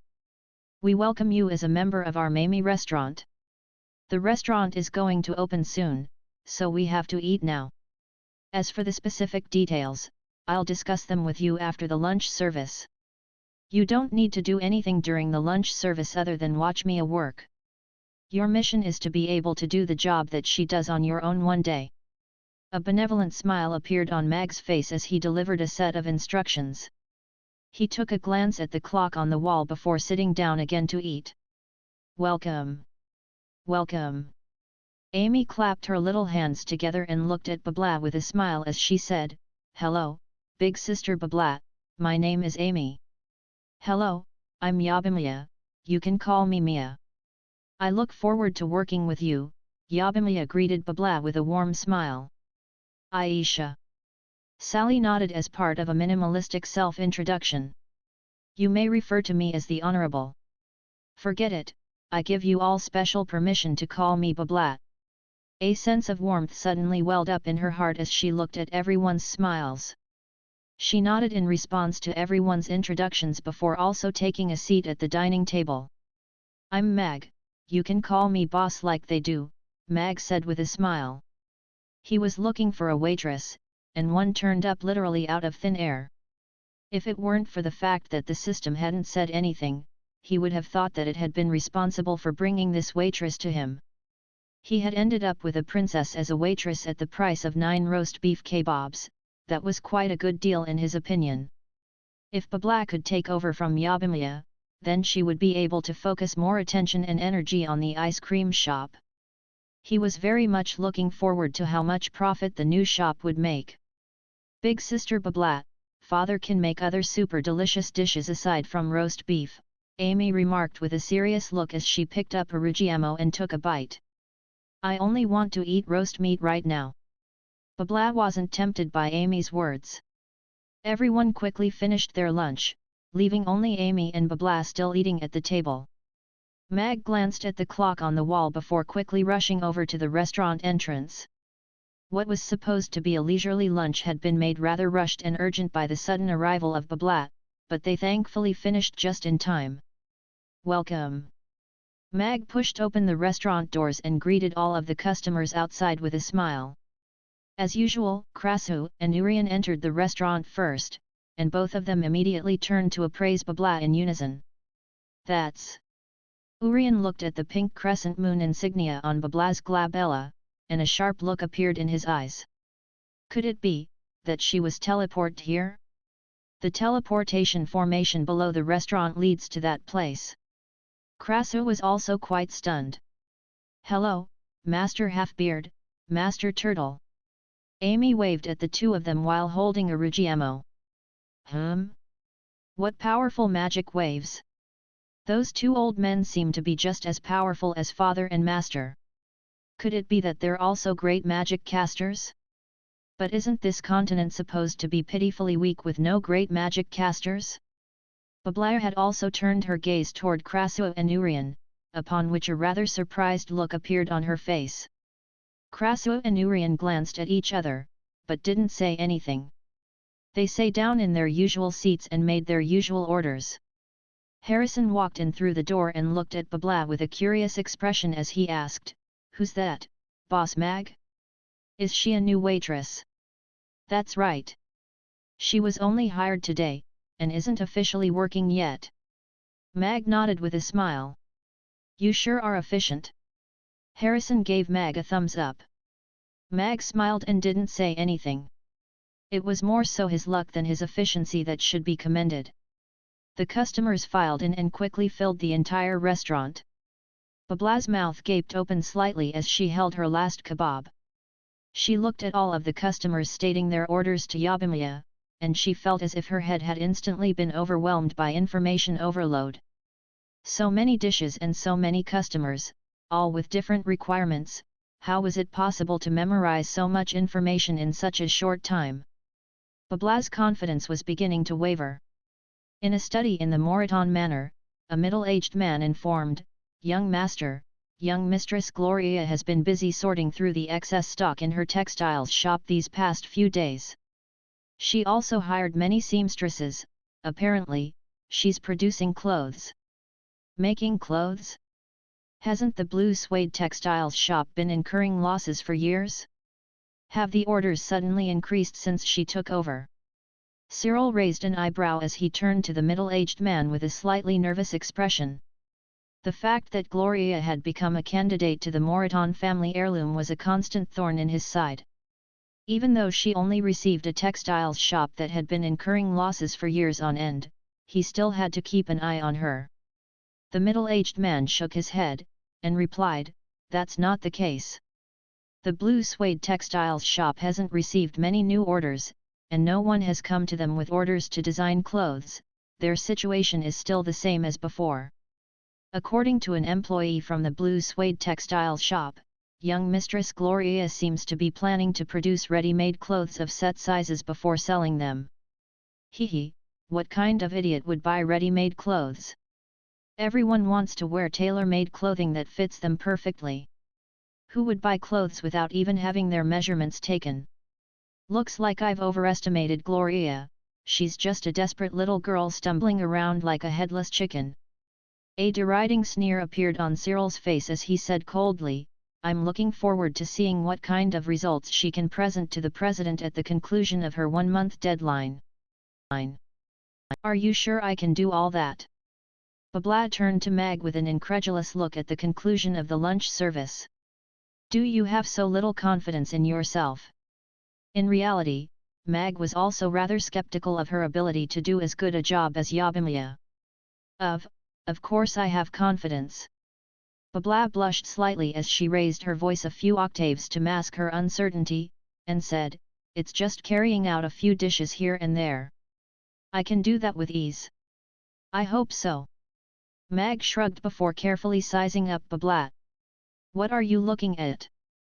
Babla took a step backward and looked at Mag with a pair of wary eyes. "Don't worry, big sister Babla, father wouldn't be interested in your short stubby legs," Amy consoled her as she held Ugly Duckling in her arms. "Who said I have short stubby legs?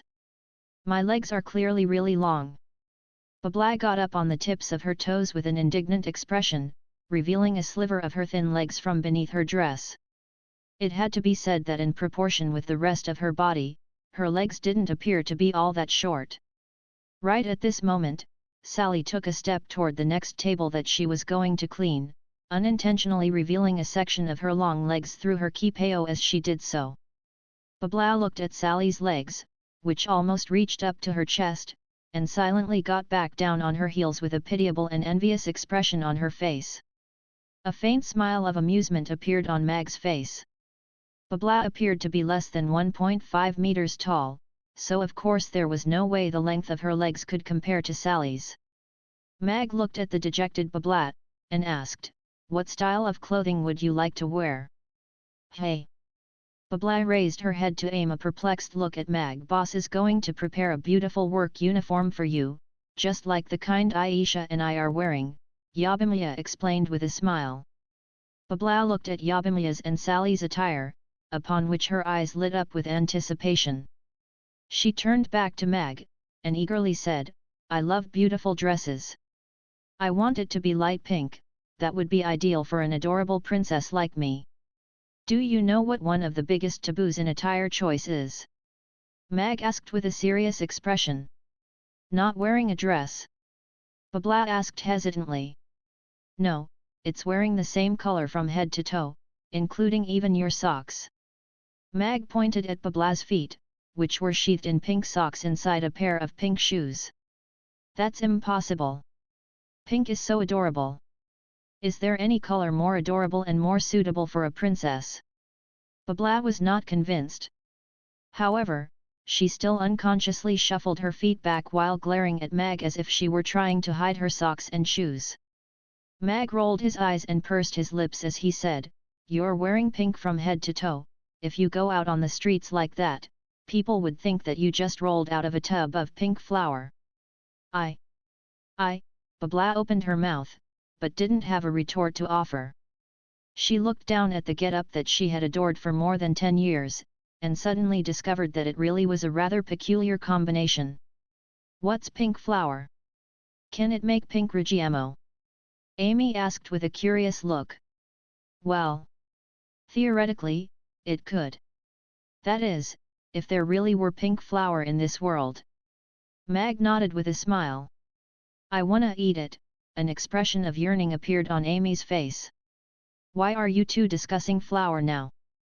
Babla was a little angry at the fact that Mag and Amy had strayed so far off topic.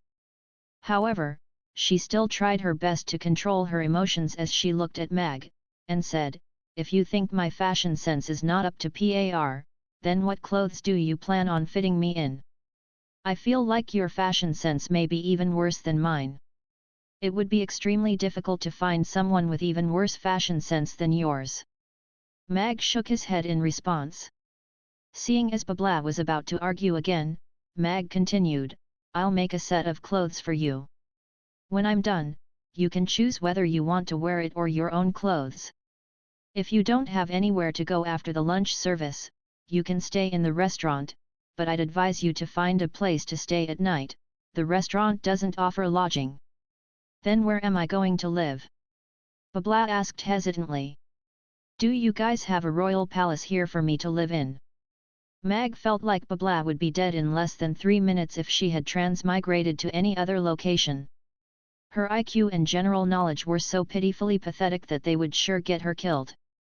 Thus, he gave her a rough introduction to the situation in Chaos City. In order to get her somewhat familiarized with the city, Mag decided to get Yabimya to take her on a brief tour and, if possible, also find her a place to stay. Otherwise, it would be very troublesome for him if she had to stay at the restaurant at night. "Father, I also want to go." Amy made her way out the door with Ugly Duckling in her arms. "Let me see just how this continent is different from the Moon Nation." Babla took a deep breath before pushing open the restaurant's doors. The vibrant light of the autumn sun shone down on her, giving her a sense of warm drowsiness. The sight that greeted her was a grand multicultural city with all types of beings walking the streets. There was a pointy-eared elf sitting on the grass while quietly reading, and there was a tall and broad orc dragging along a young orc behind him with a serious expression. Judging from the dejected look on the young orc's face, he had most likely been caught doing something wrong by his father. Everything was so interesting and unfamiliar. So these are the life forms of this continent. Even though they're different from the inhabitants of the Moon Nation, they certainly do not look as strange as the teachers and textbooks describe them. The elf in the restaurant and the elf sitting outside on the grass were both stunningly beautiful, making it difficult for her to look away from them. In comparison, the orcs were quite hideous, but she didn't mind looking at them, either. Everything appeared to be so harmonious and peaceful. Babla's nerves were soothed significantly. This city was completely different from the barren wilderness that she had imagined it to be. Babla looked around from side to side, and her eyes suddenly widened as she caught sight of something. She immediately stepped forward, and exclaimed, "Unhand that woman at once." "Hey!" Yabimiya had just emerged from the restaurant, and she turned toward that direction with a confused look. There, Zixi and Lulu just so happened to be making their way out of the magic potion shop hand in hand. Both of them wore blissful smiles on their faces as they looked into each other's eyes. "Mia, Amy, who's this?" Zixi turned to Babla with a smile upon hearing her outburst. Meanwhile, Lulu was appraising Babla with a wary look, and his hand tightened around Zixi's as he pulled her behind him slightly. He could sense a hint of enmity coming from this little girl. "Humph! How dare you hold a woman's hand in broad daylight? In the name of the moon, I'm going to destroy you." Babla raised her wand and pointed it at Lulu. A flash of light lit up on Babla's raised wand as she pointed it in Lulu's direction. Lulu looked at Babla with a cautious expression. This little girl had just come out of Mamie restaurant with Amy and Yabimiya, so she most likely wasn't an enemy. As such, he was wondering why she was displaying such animosity toward him. Furthermore, this little girl was so young and petite, with such a frail figure. He felt as if he would be able to poke her to death with a single finger, so he didn't know how to react in this situation. As such, he could only shield Zixi behind him and assess the situation from there. "Look out, she's using spatial magic of a very high level," Zixi cautioned as she stood behind Lulu. She had also pulled out her own wand. However, she had only just finished issuing her warning when Lulu's burly body rose into the air as if he had been plucked from the ground by a giant invisible hand. His feet left the ground and he let go of Zixi's hand to avoid taking her with him.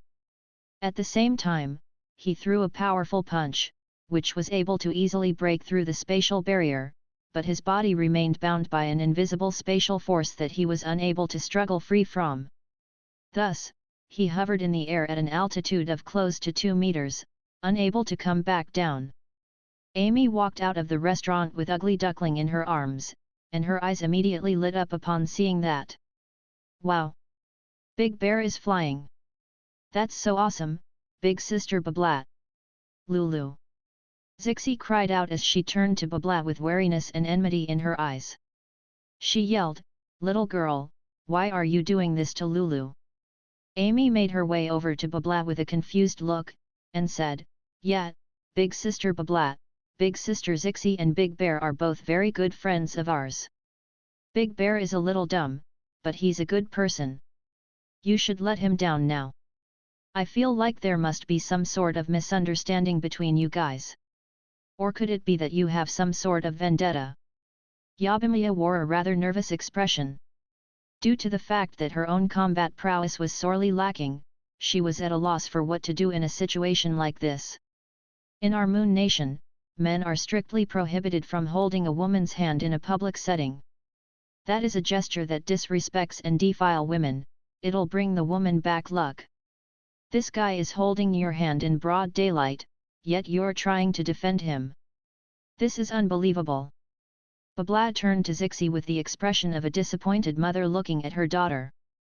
Zixi faltered slightly upon hearing that before putting away her wand and bursting into laughter. "Little girl, we've been married for centuries, and we grew up together. Holding hands is like second nature to us. It is a gesture that reflects our love and trust for each other. I don't know where this Moon Nation is, but here in Chaos City, as well as in the vast majority of places on the Norland continent, couples holding hands is very much socially acceptable. Yet, father holds my hand every day when he takes me to school. Is that a crime?" Amy asked with a curious expression. "Is that true?" A hesitant expression appeared on Babla's face as she looked at Zixi. Indeed, from her expression, it didn't appear as if she had been forced to hold hands with Lulu against her will at all. Mag made his way out of the restaurant, and said, "You should learn to adapt to the social norms and culture of this place. It is a sign of respect for the different places that you visit. Only then can you truly blend in with this community. What you see as a heinous crime is an occurrence that couldn't be more mundane here." As a single man, Mag didn't really want to be fed dog food by Zixi and Lulu. However, killing Lulu just for holding Zixi's hand in public was going way too far. Could it be that Babla was supposed to be some sort of extreme feminist? How could this be considered normal? How can men and women be together? Even if you're in love, holding hands in public still warrants punishment by being burned to death. Babla did not waver in the face of Mag's persuasion. Everyone looked at each other, at a loss for words. "Look, they're just holding hands and going out for a stroll. They haven't committed murder or arson or anything like that. Just because you're single doesn't mean you have the right to condemn all couples." Mag didn't know how he should respond to such an absurd situation. "That's an interesting idea, Big Sister Babla. I'm really good at burning things," Amy said with a joyful expression. She extended her little hand, and a ball of bluish-violet flames appeared over her palm before she turned an eager gaze toward Lulu. "That's right. We must defend the rights of our fellow women. We can't allow those stinky men to lay their dirty paws on us. Otherwise, us women will be the ones to get hurt in the end." Babla's confidence was restored after receiving Amy's support. She looked at Lulu, and delivered her judgment. "Big dumb bear. You have committed an unforgivable crime. For that, I'm going to tie you to a stake and burn you to death." Lulu still wore a bashful smile on his face. He could sense this little girl's animosity, but seeing as she was with Mag, he definitely couldn't attack her. He trusted that Mag would be able to sort out this situation, so he turned to Mag for a resolution. "I'm afraid I can't do anything, she's simply too stubborn." Mag shrugged with a smile, and said, "In situations like this, where words fail to make people see reason, you should just beat her into submission. Little girl, I'm very touched that you would try to stand up for me, but Lulu is a very important person to me, so if you're going to hurt him, we'll have to hurt you." Zixi looked at Babla with a smile as she pulled out her wand again. The smile on Lulu's face had also disappeared. If Mag wasn't going to resolve the issue, then they would have to take matters into their own hands. 7th tier spatial magic was indeed quite powerful, but they were also 7th tier beings in their own right. "I'm not listening. I'm not listening. I'm going to tie this guy to a stake and burn him to death no matter what. I'm going to show him the consequences of disrespecting women." Babla shook her head vehemently as she took a glance at Zixi's wand. This beautiful big sister didn't appear to be very powerful, so she wasn't concerned at all. "Are they going to fight?" Amy retreated back a little with Ugly Duckling in her arms, and looked on with an expectant light in her eyes. Roar! Lulu suddenly let loose a rumbling roar as his body abruptly swelled in size, transforming into a massive bear. He swiped his claws through the air, and ripples ran through the space before him as the spatial barrier that he was trapped in was torn apart. As a result, he landed back on the ground before turning to Babla with a cold expression. Such a massive bear!" Babla's mouth gaped open as she looked up with a stunned expression on her face.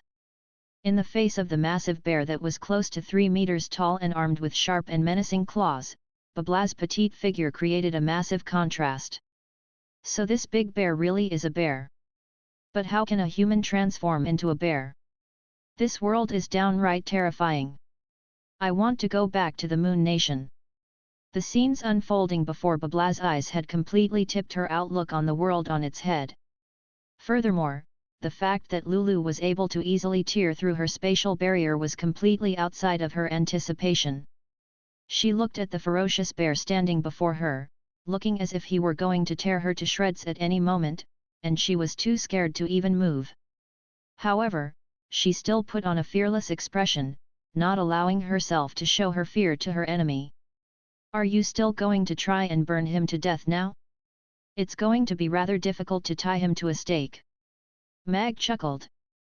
To protect the honor of women is an extremely serious and important mission. I won't back down even in the face of the most powerful enemies. Babla said with a serious expression. Having a man who loves them is extremely honorable for a woman.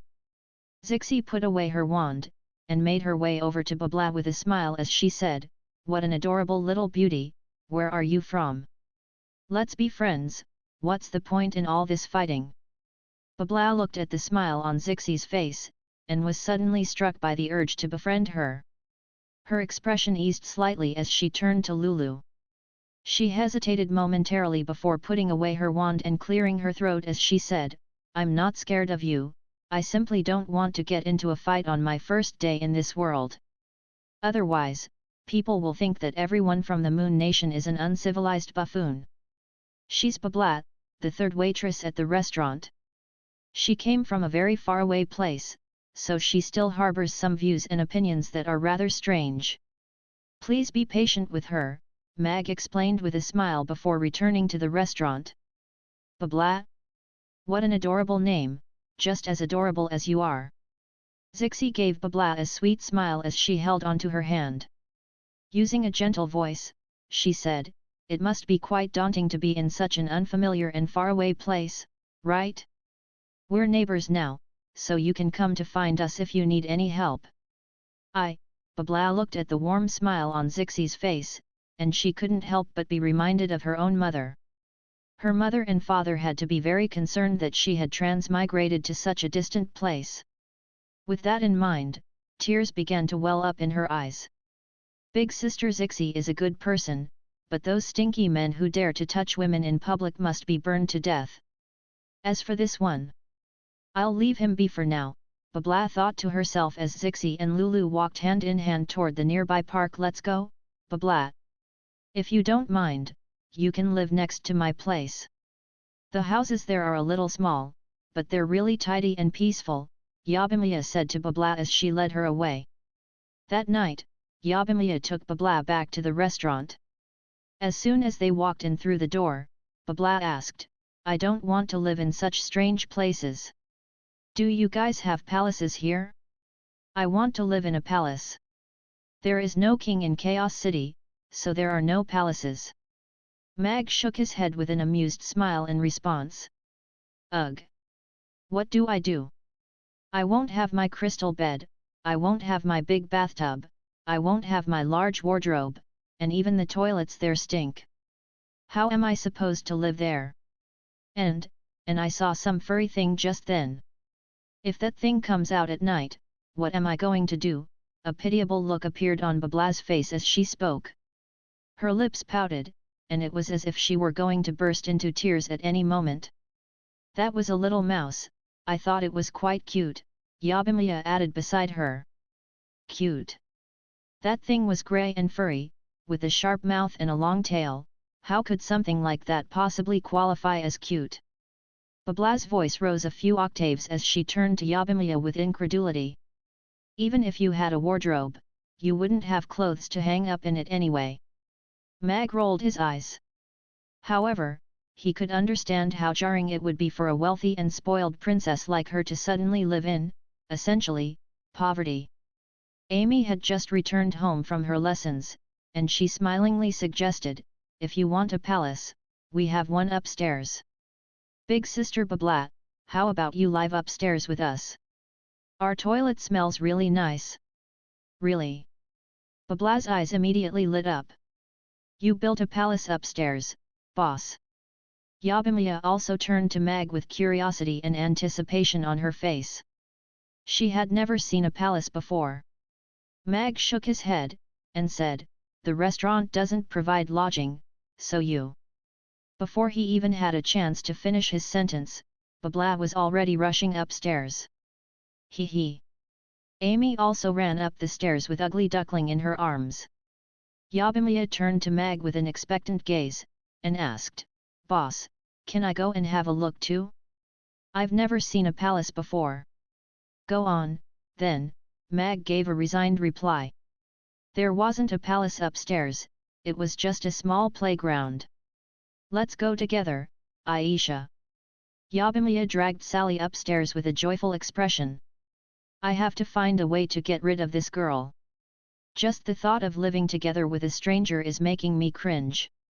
Mag took a glance at the clock on the wall, and found that he still had some time left before the commencement of the dinner service. As such, he also went upstairs. In any case, there weren't any spare rooms upstairs, and Babla was most likely going to be quite disappointed with the playground. She would then be forced to find some place else to live. Wow! This is so fun! This horse spins on its own. Can these shoes with wheels be worn? Ah, help me, I'm gonna fall. I'm gonna. Ow! Before Mag had even made it upstairs, the joyful cries of the girls upstairs had already reached his ears, the loudest of which came from none other than Babla. Mag made his way over to the entrance, only to find Babla wearing a pair of rollerblades. She was slowly getting to her feet with her hands against the wall while rubbing her own leg, but there was an elated smile on her face. Meanwhile, Sally and Yabimiya were sitting on either side of a seesaw, oscillating from side to side, and even Sally wore a vibrant smile on her face. Is it really that fun? Mag was finding it difficult to believe how excited the girls were. Babla turned to Mag with an excited look, and said, this palace is a little small, but it's super fun. I'm going to live here. Mag looked at Babla's vibrant smile, and discovered for the first time that she actually looked quite adorable when she smiled. At the very least, she was much more adorable than when she was putting on her haughty facade. However, when he thought about, she was a pampered princess who had lived all her life in a lavish palace, and had suddenly transmigrated to this world. For her to grow accustomed to this foreign world was indeed quite a difficult task. After all, there weren't guides constantly waiting for transmigrators like them. Discrimination was never the answer. It was just like how he wanted to change this world's perception of half-breed beings, but those xenophobic views were too deeply ingrained for him to make a difference in the short term. Mag shook his head as he looked at Babla, and said, but if you live here, there's no crystal bed or massive wardrobe for you. There isn't even a bed here. I don't mind all that if you let me live here. I really like this place. The excitement on Babla's face didn't fade in the slightest. No, I refuse. Mag shook his head sternly. I've never begged anyone for anything in my life. Babla pouted with a pitiable expression as she pleaded, but I'm begging you now. Please let me live here, I don't mind sleeping on the floor. Mag raised an eyebrow at the sight of Babla's vulnerable expression. He was suddenly feeling rather sympathetic toward this princess, and was at a loss for what to do. Boss, Babla really seems to hate the place I live at, and she's really scared of mice. Why don't you let her live here before she finds a suitable place to live? Yabimiya chimed in as she looked at Babla with a sympathetic expression. She thought back to how Babla had screamed and dove into her arms at the sight of the scurrying mouse, and her sympathy toward her was even further exacerbated. Amy also latched onto Mag's arm, and pleaded, let big sister Babla live with us, father. I'll be able to teach her the rules of our chaos city then, and she won't pick fights with people on the streets for no reason. You haven't even learned those rules yourself, and you're trying to teach others. Mag tapped Amy on the nose with a feigned expression of anger on his face. He looked at Babla for a while before nodding as he said, all right, you can live here. Before Babla had a chance to exult, Mag continued, however, I won't be supplying any furniture to you. You can only use the bathroom between 10 p.m. and 10:30 p.m. at night, but you must make sure to clean up after yourself. You can only come upstairs when going to bed and you can't come out of this room. Yabimiya and Sally both turned to Babla with concerned looks upon hearing that set of conditions. To their surprise, Babla nodded without even batting an eyelid as she said, no problem. Also, you have to remember that this is not your moon nation, and no one is going to treat you like a princess here. As such, you have to abide by the rules of this world. Otherwise, if you cause trouble for yourself with your willfulness, I won't be bailing you out." Mag looked into Babla's eyes with a serious expression as he said, "Everyone has to take responsibility for their actions. You're no longer a 3-year-old. Babla was silent for a moment as she looked at Mag Shen, then nodded with a solemn expression, and said, "All right, I'll be sure to be more responsible." "All right, that's all settled, then. This place is only temporary lodging for you. You have to move out after you find a suitable place to live. After all, this isn't some palace, this is Amy's playground." Mag nodded before turning to walk downstairs. "Father, am I still a 3-year-old?" Amy asked. Mag stroked her hair with a smile, and said, "Of course not. You're a 4-year-old already, so you also have to start taking responsibility for your own actions." "Yes, Father." Amy nodded with a thoughtful expression before turning to Babla with an elated expression as she said, "This is great. You can live with us now, big sister Babla. I'm going to teach you a lesson today. Holding hands is not a crime. Father holds my hand all the time, but he's a good person." On a barren island within the Demon Islands, there were a few black-robed figures sitting together. All of them had their faces concealed, and they were eating something in a valley. At this moment, a black-robed magic caster hurried over with a black messenger falcon, and said urgently, "Master Seuss, we still can't make contact with Chaos City." The black falcon returned, but the secret message we sent wasn't taken from it. "Most likely, something has happened there." The black-robed figures sitting together all turned to the magic caster with concerned expressions upon hearing that. Seuss looked at the envelope with the red seal strapped around the falcon's leg, and his brows furrowed deeply, making the scar on one end of his eyebrow even more apparent. His dead fish eyes became even gloomier as he said, "When did we first lose contact with them? We last received a report from them 3 days ago, so if something happened, it would have to be sometime during the past 2 days," the black-robed magic caster replied. Seuss fell silent again, and his brows furrowed even deeper. "According to our regulations, the Black Falcons have to report to Master Seuss every 2nd day. Could it be that something really has happened to Narsen and the others? Narsen's team isn't very powerful, but they're definitely not weak, either. At least 1 or 2 of their members should be able to escape even if they encountered powerful enemies. How could we have lost contact with them all of a sudden? Could it be that they encountered that man? No way. Isn't that guy already completely disabled? Then again, we've searched many of the islands here, and still haven't found him." The black-robed figures discussed quietly among themselves with grave expressions on their faces. "Take a team back with you to Chaos City and assess the situation there.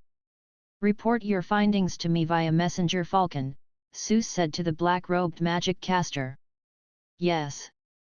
The magic caster nodded before quickly disappearing into the distance with a team of 7 people. "Let's keep going. We'll finish searching this island today, and there will be 3 islands left. That man is very likely to be on one of the remaining 3 islands," Seuss instructed before making his way into the misty forest. "Yes." The black-robed figures quickly followed behind him. Deep within the Aiden Square, a lush grove had been reduced to a chaotic mess. There was a man with a grey temple uniform there, and he informed Brandley, "Master, following the in-depth investigation we've conducted in the past 2 days, we've discovered that a large-scale battle had taken place on the rainy night 2 days ago. Both knights and magic casters were involved, and the combatants were at least at the 4th tier. However, the rain washed away almost all traces of the battle, so we can't confirm whether there were any deaths." Brandley walked around in the general vicinity before turning to the man as he said, "Check if there have been any missing persons reports filed in Chaos City in the past 2 days. If not, then there's no need to look into this incident."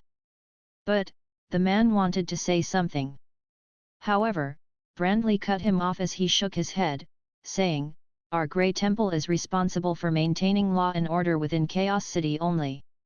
As opposed to wasting time on external matters, we have much better things to do. Brandley then departed without saying anything else. The Grey Temple worker hesitated momentarily before instructing, "Take all suspicious things back with us, then get the City Lord's castle to investigate missing person cases during the past few days. These are such tumultuous times, could it be that something's going to happen in Chaos City soon? So be it. It's not like Chaos City has ever been a peaceful place anyway," Brandley murmured to himself as he shook his head before making his way over to the black horse-drawn carriage nearby. At the north of Chaos City, a group of horse-drawn carriages slowly traveled through the city gates. "I don't know when I'll come to Chaos City next. Look after yourself, Alex." Lewis looked back at Chaos City from within a carriage before letting the curtain fall shut. The horse-drawn carriage went on ahead, and quickly disappeared into the distance. On the northwestern border of the Roth Empire, there was a tall and broad man in a suit of golden armor standing beside a valley. The dry air blowing from the northwestern direction was making his red cape flap incessantly behind him. "Your Highness, the cheetah still hasn't been able to find any concrete leads on Alex. Perhaps he didn't leave Chaos City with the assistance from anyone in the military," a young man clad in black robes standing behind him remarked. Sean was still looking out across the canyon at a base constructed from massive black rocks. The orcs standing in front of the base were clearly visible to him, and he smiled as he asked, "Quine, how many friends do you think Alex has?" After a brief pause, Quine replied, "According to the information we've gathered in the past few years, he almost has no friends at all. He only has some comrades and subordinates in the military, and their relationships go no deeper than that." Sean turned to Quine with a smile, and said, "If that's the case, why do something like this when it could bring them a lot of trouble or even kill them? Aside from comrades who have experienced life and death together on the battlefield, who would be willing to do this for him?" Sean was momentarily silent before nodding as he said, "You're right, Your Highness. It's just that the cheetah has spied on the target for a long time without any noteworthy discoveries. Should we increase the scope of our observation or capture and interrogate some of the people involved? They weren't afraid to die 3 years ago, so even if you capture them now, they won't tell you anything." Sean shook his head as he replied, "Keep observing them. Seeing as Alex has already been crippled, the people who know where he is will definitely visit him at some point." "Yes." Quine nodded before quickly departing on top a huge black bird. "You should have made more friends, Alex. Where are you right now?" "It's difficult for me to sleep at night knowing that you're still alive." Sean furrowed his brows, but a smile quickly reappeared on his face as he chuckled. "Josh should be feeling even more urgency than I. Once we find Alex, the final showdown will begin." "So this is Chaos City." To the north of Chaos City, there was a young elf in a set of grey linen robes. He looked up at the city walls before lowering his head and making his way into the city along with the crowd. He wore a straw hat on his head and held a cane in his hand. There was a ragged pouch on his back, and he looked quite disheveled in general, suggesting that he had been traveling the continent extensively. "I wonder if Master Alex and the young mistress are actually here. I have to find them before those people do. The princess might not be able to last much longer." The young elf entered the city and quickly disappeared into an alley. On an enormous island hovering above the sea, giant dragons glided through the air. Despite the fact that all of them were massive in their own right, they were downright tiny compared to the size of the gargantuan island. There were a few smaller islands also hovering near this colossal island. Giant dragons could also be seen on those. On the Frost Island. This was the island that was home to the Frost Dragons, and it was one of the 6 major star islands of Dragon Island. The entire island was covered in icy blue frost and white snow. There were sharp ice stalactites, each like a translucent crystal. There were also many massive buildings constructed from ice and snow on the island, making it appear as if it were a kingdom of snow and ice. The bone-chilling temperature emanating from the island could be felt even several kilometers away. A frost dragon with a wingspan of several dozens of meters retracted his wings before abruptly landing on the island. In the instant that he landed, he reverted back to his human form, and made his way deeper into the island. At this moment, in the vast hall that was close to 100 meters tall at the center of the island, there was a heated debate being waged. At the center of the hall was a flat icy blue surface that could act as a mirror. There were several platforms several dozens of meters tall positioned in the hall, upon which there were several chairs carved out of ice. 10 elderly men sat in those chairs on one of the platforms, looking down from their vantage point. On the platform directly across from the door, there was only a heavily wrinkled old man with white hair sitting on a seat. He wore an ice blue crown on his head, and his eyes were closed as if he were asleep. Fox stood at the center of the hall, looking extremely tiny and insignificant. Fox, many powerful warriors from our frost dragon race perished during this battle, yet the conditions you negotiated in the conference don't benefit our frost dragon race in the slightest. Now, you want to become our chief? I, for one, object to this, an old man with short hair and a short beard stated firmly. A bearded old man turned to the old man with the crown on his head, and said, "Rankster's death has already been verified, and our frost dragon race has not had a chief for the past 2 years. As a result, we are no longer as unified as we once were, and all of the other 5 races look down on us for it. We have to choose a new chief, and we have to do it immediately." Fox is Rankster's younger brother, and his aptitude is not inferior to Rankster's. He will be able to progress to the 10 tier and become the most powerful being among the younger generation soon. Also, Fox did his best to negotiate more favorable terms, but the other dragon representatives turned on him, so it's not his fault. In terms of aptitude, Elizabeth is clearly superior to Fox. She's only 20 years old, yet she's already a 7th tier giant dragon. Such aptitude is very rare among our dragon race. If we have to choose a chief, I think Elizabeth is a better option, a tall and broad elder suggested loudly. A heated argument broke out in the cavernous hall. Fox stood at the center of the hall with his head bowed, and refrained from saying anything. However, he was stealing glances toward a white-robed elderly man sitting on a platform with a staff in his hand. This man was Douglas, the great elder and the most powerful being of the frost dragon race. He was also the eldest and most esteemed of the frost dragons, so his opinion held by far the most weight. Following the disappearance of Rankster, he had become the spiritual leader of the frost dragon race. Perhaps the opinions of the other elders had some bearing on this matter, but Douglas was the only one that could make the final decision. However, Douglas was sitting on the platform with his eyes closed as if he had fallen asleep. As for just how powerful this 2200-year-old hermit was, that was something that only Rankster, who had forced Douglas to relinquish the role of chief many years ago, knew. "That's enough." Douglas suddenly opened his eyes, and his coarse voice spread through the entire hall. All of the arguments taking place came to an abrupt halt as all of the elders turned to look at him. "Keep searching for Rankster. I'm still alive, so there's no way that little brat would die so easily," Douglas instructed in a slow voice.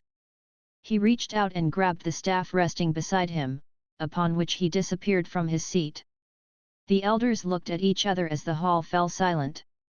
After a while, all of them departed. Fox looked around the empty hall with a pair of bloodshot eyes. "Rankster. If you're dead, then why can't you stay dead? You stole this position from me all those years ago, are you still going to keep it from me even after you're dead?" he spat through gritted teeth. "You old bastard, you won't live for too long, either. Once I reach the 10 tier, I'll definitely be able to replicate what Rankster did to you." Fox clenched his fists and made a vow to himself before exiting the hall. "I didn't get her blood last time, yet if I want to verify if she's the one I'm looking for, then I have to use her blood to examine her dragon origin." Elizabeth stood in the distance and looked at Mamie Restaurant as she murmured to herself, "My 20-year-old coming-of-age ceremony is coming up soon. I have to receive the blessing of the Frost Dragon origin in order to completely activate my bloodline and become the most powerful Frost Dragon I can be. If Fox were aware of her existence, he definitely wouldn't leave her alone. I don't have much time left. Perhaps I should seek her out and speak to her one-on-one.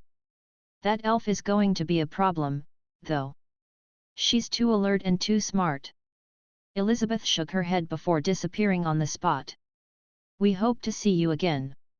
Mag bade farewell to the final customer with a smile on his face before flipping over the sign on the door. He then entered the restaurant and turned to Sally and the others, who were busy cleaning up, and smiled as he said, "After you're done cleaning up, stay behind for a little while. Have a late dinner before you go back." "A late dinner? Is today a special day, boss?" Yabimiya asked. "What's the occasion?" Babla was also quite curious. "You can say it's an initiation feast for Babla." Mag smiled at Babla as he said, "Congratulations on finding your first job." "That's true." "Congratulations, Babla, you also found a place to live," Yabimiya said with a smile. "Thank you, big sister Babla. It's all because of you that we get to have more delicious food today." Amy was simply elated that she would be able to eat more of Mag's cooking. "Congratulations," Sally also chimed in with a smile. "Me? I. You're welcome." "No, I mean. Thank you." Babla's eyes widened, and as she looked around at everyone's smiling faces, she was stumbling slightly over her words, much to everyone's amusement. "All right, everyone worked really hard today. You can order what you'd like to eat." Mag wore an amused smile on his face.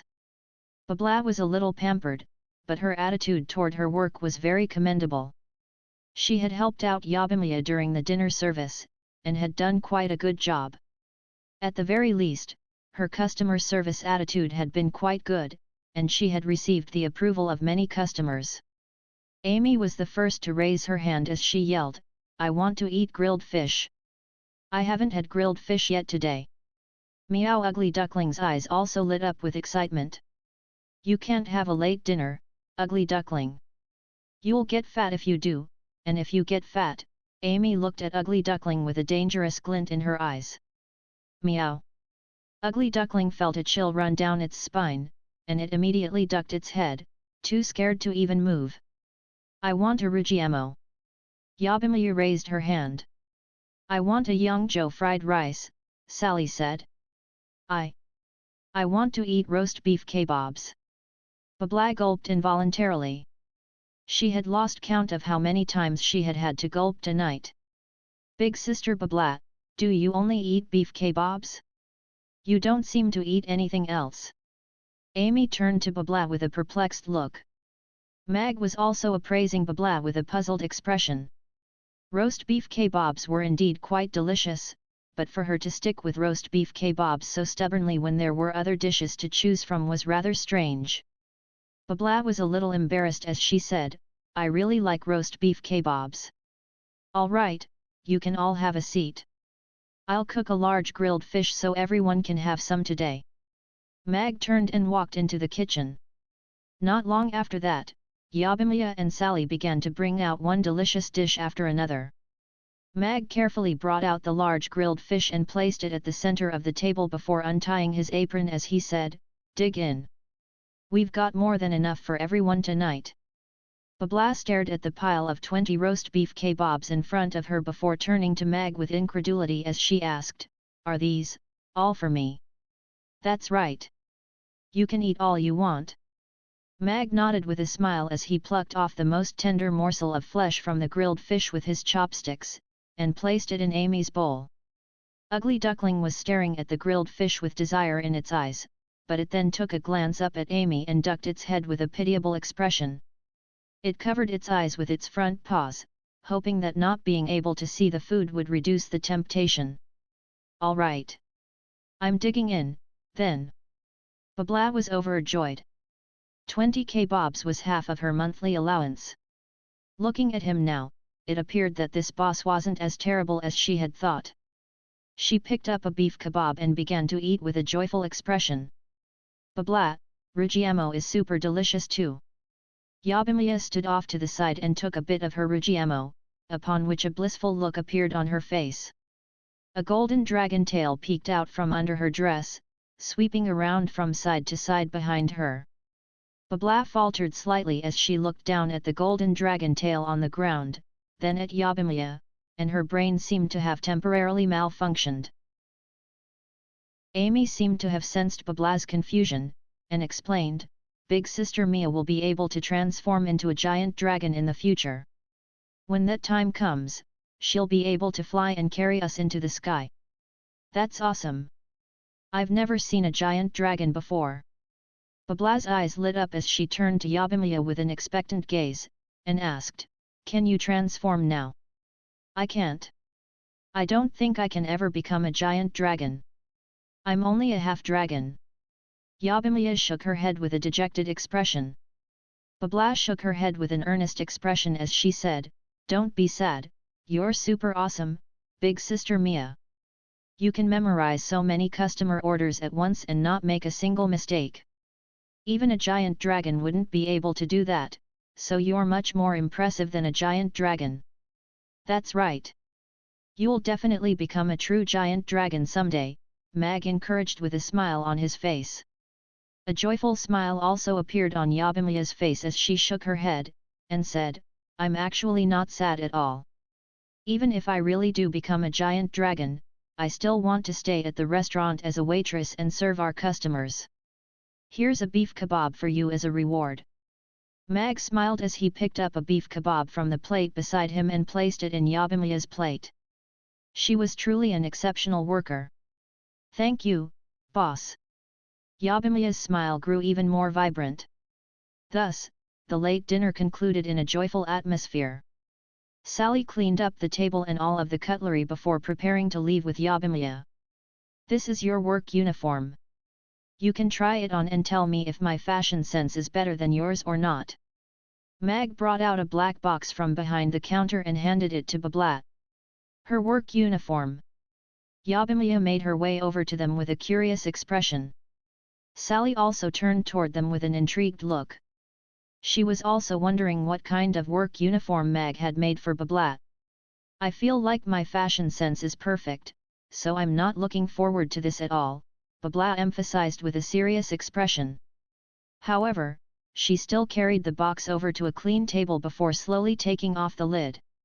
Yabimiya looked at the item of clothing in the box, and she couldn't help but praise, "Wow, it's a blue and white dress, and the embroidered edges are so pretty." Amy also got up on the tips of her toes to look into the box before her little face lit up with joy. "It's a dress. And there's a pair of beautiful little black shoes as well. Boss is so impressive. How can he design so many beautiful items of clothing? Does he have a specialized sewing room?" Sally's eyes were filled with curiosity and admiration as she looked at Mag. It appeared that he was far more than just a brilliant chef. Babla's eyes also lit up, and as she looked at the dress in her box, she discovered that she couldn't look away. She gently picked up the dress out of the box, and saw that it was an off-white dress with an embroidered collar. The sleeves had blue lace cuffs, and the accompanying belt was made from blue ribbon. The dress was very smooth and soft to the touch, and most importantly, it was utterly adorable. "So beautiful! So adorable! I love it!" Babla stared at the dress with incredulity in her eyes. The entire dress didn't have as much as a single trace of her favorite pink color, but it was the most perfect thing in her eyes. She couldn't even articulate just how much she loved this dress. "Do you like it?" Mag asked with a smile. "I do." Babla nodded without even thinking. She looked at Mag's smile and blushed slightly as she tried to correct herself. "I mean, what I'm saying is, it's not bad." Yabimiya and Sally both smiled. This little girl was quite adorable once they got to know her. "All right, thanks for your hard work today, everyone. Have a good night's sleep. I'll see you all tomorrow." Mag bade farewell to everyone before turning to Yabimiya as he said, "Mia, keep an eye out for lodging near you with better conditions available for rent. All right. Yabimiya nodded in response before departing with Sally. Are you still trying to kick me out? Babla looked at Mag with a pitiable expression. Mag shook his head with an implacable expression as he said, I'm not kicking you out, I'm looking for a more suitable place for you to live. I don't want to live with anyone aside from Amy, as that would be very inconvenient for me. As such, please move out once we find a suitable place for you. All right, then. Babla looked at Mag for a while before finally nodding her head.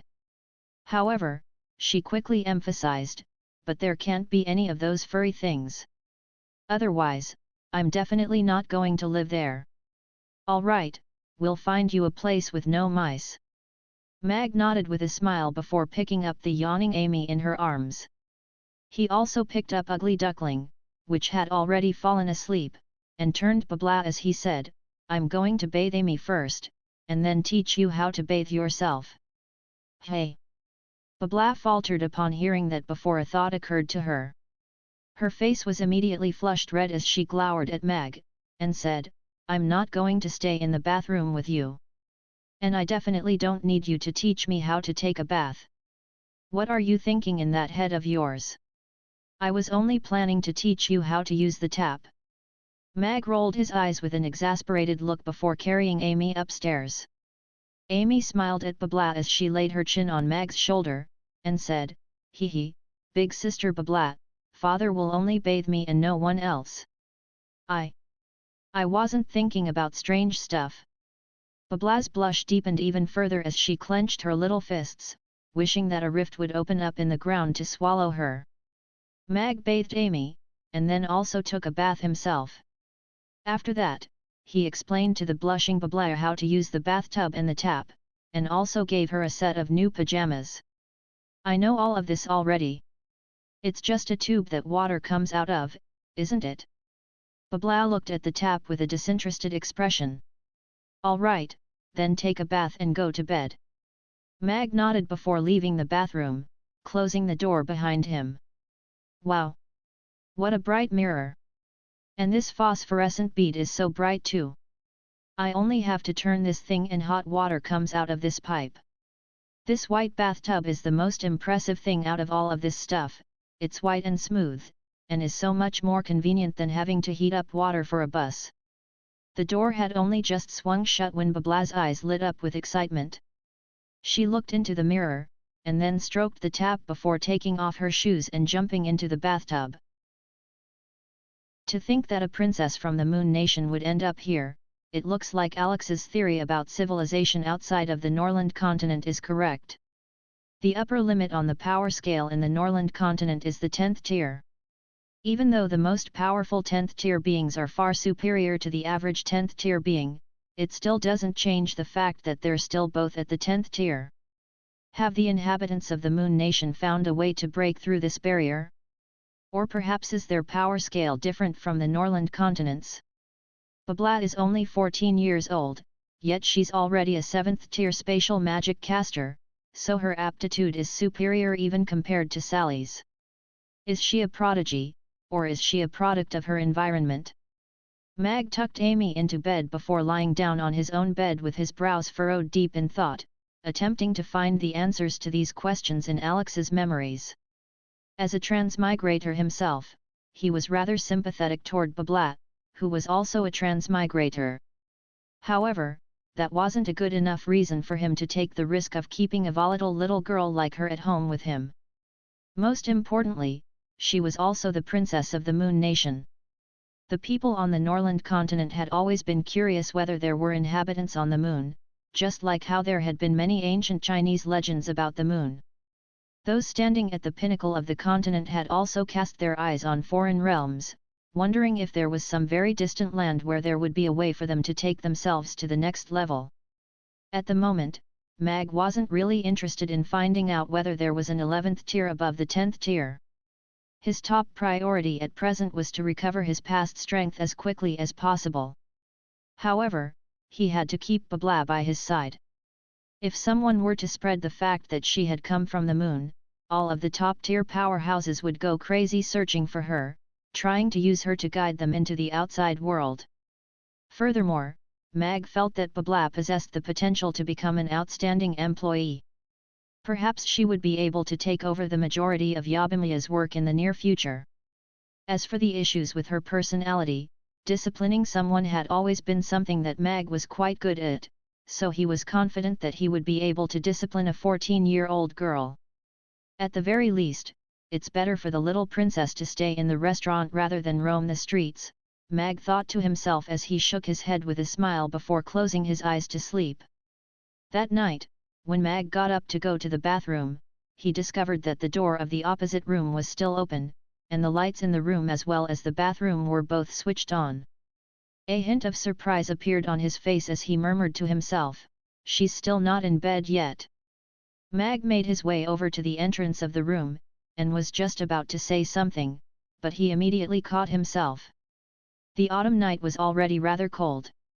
Babla was lying in the room in her pink fish pajamas with her body rolled up into a fetal position. She was lying on the seat in the corner and her brows were lightly furrowed. Her face was sickly pale, and she was using a toy brick as a pillow, as well as a wooden horse to support her feet. Mag stood by the door for a long time. He closed the lights and turned away, then paused before turning back to open the lights again. He went back to his own room to grab a blanket and a soft pillow before going back. He gently pulled the toy brick from under Babla's head and replaced it with a pillow before draping the soft blanket over her body. A faint moan escaped Babla's lips as her furrowed brows relaxed. She snuggled up to her soft pillow and a warm blanket as a smile appeared on her face. "I'm too kind for my own good." Mag sighed as he shook his head with a smile. He then turned away and turned off the lights, shutting the door behind him as he left. The first ray of morning light fell on the blue suede textiles shop's sign. A lavish horse-drawn carriage stopped in front of the shop, and Gloria disembarked from it. Her features were a little pale with exhaustion, but her eyes were shimmering and bright. "Young mistress, the tailors have worked overtime to produce the first dress in accordance with the size you stipulated. Would you like to check it out now?" Mars opened the door for her. His normally impeccable hair was slightly disheveled, he was also in need of a shave, and had dark circles around his eyes, clearly having not slept very much for the past few days. However, his expression was just as excited as Gloria's. "Thanks for your hard work. I'll try it on right now." An elated smile appeared on Gloria's face as she entered the shop with Mars. Within the textile shop, two tailors were tidying up a blue dress, while two young employees had already fallen asleep in their chairs. The female employee who had woken up early to get to the shop was caught mid-yawn as Gloria walked into the door, and the former immediately stood up straight to greet her. "Thank you for your hard work, Mr. Andre, Mr. Blanche." Gloria nodded with a smile toward the two tailors. The black-robed Andre was holding a wooden ruler in his hand as he replied, "You're welcome, young Mistress Gloria. We've produced the dress according to the design you gave us. Please try it on and tell us what you think." Blanche was also looking at Gloria and the dress with an expectant look in his eyes. Gloria didn't need them to spur her on any further, her attention had already been completely drawn to the blue dress as soon as she walked into the door. The blue open-back dress was embellished with gemstones, and the entire thing was like a lavish yet graceful work of art that was practically glowing. Such a beautiful dress! Gloria's breathing had even accelerated. She had envisioned many times in the past few days what this dress would look like, but she was still stunned by its beauty when it was actually placed before her. She loved dresses. In particular, after the tofu pudding resolved her skin issues, she would wear a new dress almost every single day. She wanted to wear all of the dresses that she could only look at yet not have the confidence to wear in the past. Among them, this dress was the most beautiful one she had ever seen. The designer of this dress is a genius. The overall design and the way the minor details were handled all demonstrate the mind of a genius designer. I've never thought that adding so many gemstones to a dress would make it so graceful and elegant rather than unsightly and vulgar. This is simply incredible. André had nothing but genuine praise for the dress. Blanche stared intently at the dress. He was also full of praise and awe. Indeed. I've been making clothes for several decades, and this dress is my proudest creation. I feel honored to have been part of the process to create such a perfect, stunning dress. He is indeed a genius. A smile appeared on Gloria's face as she made her way toward the changing rooms down the back. Help change me into this dress. Yes. The employee carefully scooped up the dress in her arms before hurriedly making her way over to the changing rooms. Young Mistress Gloria. Gloria only emerged from the changing rooms after a long while, but she wasn't wearing the new dress. André wanted to say something, but he caught himself in the end. Blanche also wore a disappointed expression on his face.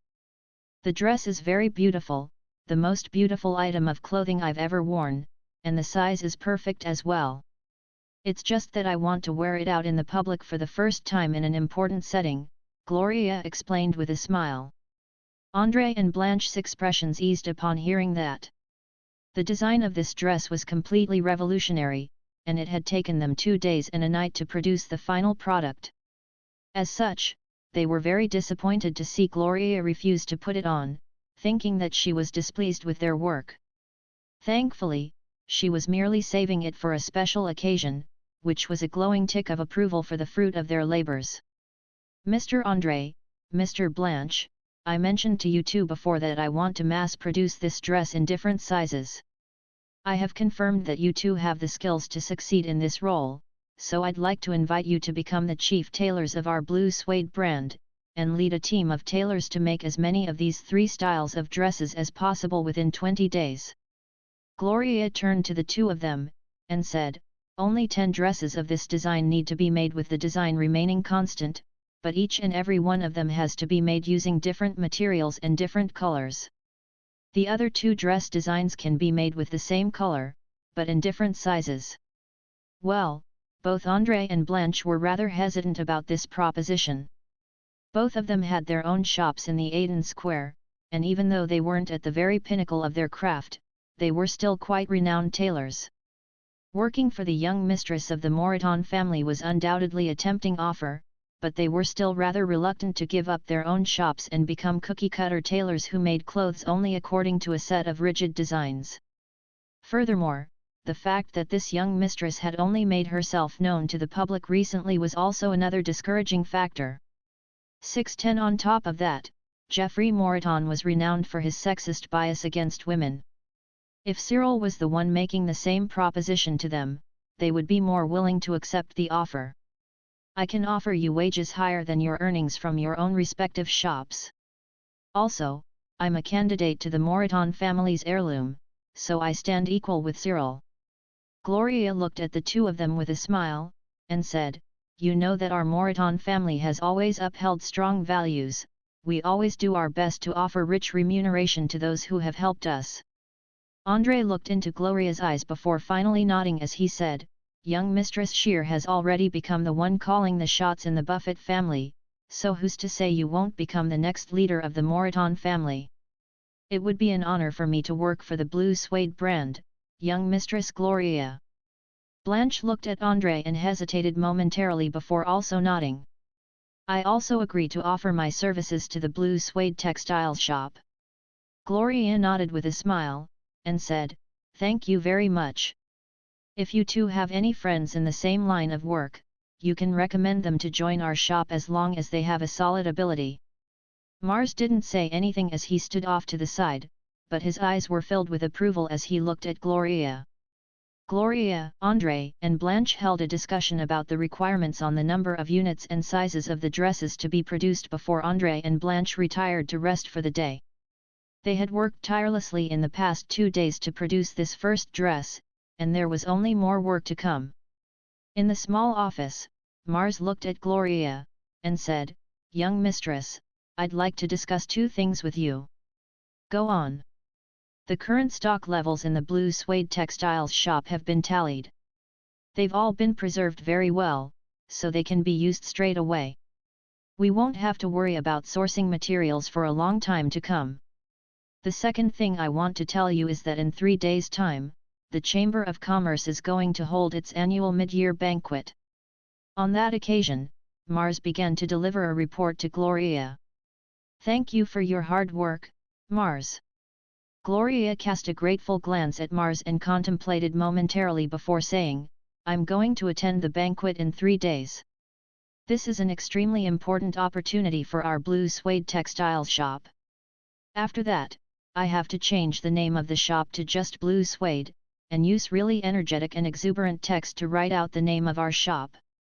I'm going to make a trip to the Moraton Manor now and ask Grandpa for the ownership rights of this shop. I trust in your choice and judgment, young mistress. Mars lowered his head in a respectful manner. Grandpa, that's all I'm asking. If I can make the Blue Suede Textiles shop a profitable business, then this shop will belong to me and me alone. If I fail, then I'm willing to give up the opportunity to inherit the family heirloom. In a small pavilion in the Moraton Manor, Gloria and Geoffrey were having a serious conversation. Geoffrey was watering the plants around the pavilion as he asked, Are you that confident? If I can't even take care of a textiles shop properly, then what right do I have to become the leader of the Moraton family? Gloria answered his question with one of her own. Geoffrey put down the watering can in his hand and looked into Gloria's determined eyes with a smile as he said, I agree to your proposal. This bet will be in effect starting from now. The sunlight passed through the window and shone onto the ground, as well as Babla, who was comfortably snuggled up in her soft pillow and blanket. Yon Babla stretched lazily as she slowly opened her eyes. The first thing that she saw was the head of a wooden horse. Her expression stiffened slightly before she looked at the blanket draped over her body, the pillow beneath her head, and the room full of toys. So, I wasn't dreaming yesterday. Babla was slightly dejected. She lay back down onto the pillow, which was so soft that her entire head almost sank into it. She suddenly recalled that she had had no pillow nor a blanket when she had gone to sleep the night prior. Could it be, that guy came into my room last night? And he brought me a pillow and a blanket. A hint of humiliation and rage appeared on Babla's face. She had never let any man see her in her sleep before. Babla hugged the blanket tightly to her chest as she murmured to herself, but, this blanket and this pillow really are so warm and comfortable. Her current position was so comfortable that she simply couldn't bring herself to get up. All right, seeing as you're a decent guy, I'll let this slide. Babla released the blanket and lay in her warm cocoon for a while longer before getting up. Maybe I can try out my new dress. Babla turned her attention to the black box on the small table nearby. Mag here, a new day dawned, and Mag's main mission was to teach Babla to do her job. Of course, this mission had mainly been delegated to Yabimiya. Yabimiya was quite gentle and easygoing normally, but her attitude toward her work was completely serious and implacable. She was not allowing Babla to wheedle her way out of anything, and was determined to make her a perfect waitress.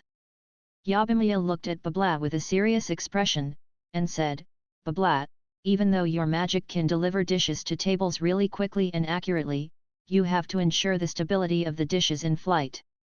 Otherwise, the dishes will be scattered before arriving on the table, and the presentation will be ruined. But the fried rice only scattered a little last night, Babla pouted in a pitiable display. Yabimiya shook her head sternly, and said, Boss is making such delicious Yangzhou fried rice, shouldn't we do our best to serve it with the best possible presentation?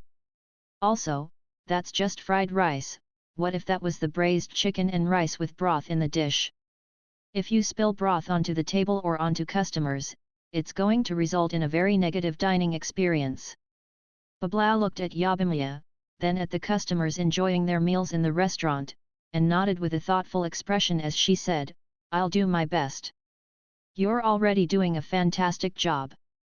I wasn't anywhere near as efficient as you when I first started, you're definitely going to become a splendid waitress, Yabimiya encouraged with a smile. That was never in doubt. Babla raised her chin proudly as her fighting spirit was reignited. She thought to herself, even though it's just bringing dishes onto tables, there are many technical requirements that I have to be mindful of. Even so, this is just a piece of cake for a beautiful and talented princess like me. Here's your Yangzhou fried rice, please enjoy. Here's your la jirujiamo, please enjoy. Here's your braised chicken and rice, please enjoy. Babla's voice rang out in the restaurant over and over again as one dish after another flew out of the kitchen. All of the dishes flew in an extremely stable and consistent manner before landing virtually soundlessly on the tables in front of the customers who'd ordered them. There was a bowl of braised chicken and rice that landed on a table, still preserved in its most perfect state with not even a single ripple running through the broth. Wow, look, Mom! That plate is flying on its own. A young man stared with wide eyes as a plate of Yangzhou fried rice flew over to him. That's extremely impressive. The new waitress must be a spatial magic caster, her control and mastery of her magic are simply extraordinary, a Grey Temple magic caster praised. This is the first time I've seen dishes being served using spatial magic. As expected, Boss Mag is always far ahead of the pack. Zhej chuckled with a smile. Babla was still maintaining a graceful and regal expression, but the smile that she was struggling to suppress and the joy in her eyes betrayed her true emotions. This is working even better than I expected. However, remembering the sequence of dishes being ordered is still a rather prominent flaw in Babla's service. Memory can be developed over time, but this has mostly to do with aptitude. Mag was also pleasantly surprised by Babla's customer service. At the same time, he said internally, "System, can you make me an intelligent queuing system? The type that compiles customer orders and automatically places them in the right sequence. It would be best if it had a voice function so no manual entries would be required." "No," the system replied in a flat voice. "Shouldn't this be easy for you? You can make all those high-tech things, but you can't make a simple system like this." Mag asked with raised eyebrows. "I can write a system like that in 5 seconds, the system said in a haughty voice. "All right, state your price." Mag rolled his eyes with an exasperated look. "Sorry, but you do not have the right to use an intelligent order compiling system. Please upgrade the restaurant to level 3 as soon as possible. You'll be able to unlock the intelligent order compiling system as well as many more rights such as an expansion of the restaurant, and bolstering the restaurant's defense systems. Also, there are many fantastic prizes waiting for you," the system's enthusiastic voice sounded. "What are the requirements to upgrade to level 3? Mag asked with furrowed brows. "To upgrade to level 3, you must accumulate 150,000 spending points. After each restaurant upgrade, the required spending points will be deducted." "Best of luck," the system replied. "What? I have to spend 15 million copper coins before I can upgrade? And that's not even taking into account ingredient costs." Mag's brows furrowed even deeper. He had been prepared for a response like this, but his eyelids still twitched upon having the notion confirmed. After all, money was not that easy to earn. The system remained silent and ignored Mag's protest. "Looks like I have to get the ice cream shop up and running as soon as possible. At the very least, I'll have another source of income then," Mag thought to himself. It had been 2 days since the system had released the mission, so the ice cream had to open the next day anyway. Following the breakfast service, Babla slumped down into a chair with an exhausted expression. During the breakfast service that lasted more than an hour, she had been constantly focused on controlling her spatial magic. Even though she had only been moving dishes, which weren't very heavy, she had to ensure perfect stability during the flight of the dishes, which was very taxing on her mind. Of course, the most tiring element to the breakfast service to her was that she had to stand for over an hour straight. She felt as if her legs didn't even belong to her anymore. Mag removed his apron and turned to Babla with approval as he praised, "You did very well this morning, Babla." "Of course." Babla replied smugly as a joyful smile appeared on her exhausted face. Mag turned to Yabimiya, who was packing up the cutlery on the tables, and said, "Mia, the renovations on the ice cream shop are almost done. After the breakfast service tomorrow, the ice cream shop will officially open. We'll all come with you to back you up. Already? Yabimiya turned to Mag with a surprised expression. Mag gave her a gentle look of encouragement as he said, yes. The ice cream shop is not very big, and it will sell ice cream exclusively, so it won't be very difficult to manage. Don't be nervous, you'll definitely do a fantastic job. I'll do my best. Yabimiya nodded with an earnest expression. Right at this moment, someone knocked on the door. Is Mr. Mag here? Mag opened the door, and found a middle-aged man in a long robe standing outside. The man wore a smile on his face as he asked, Are you Mr. Mag? I am. And you are?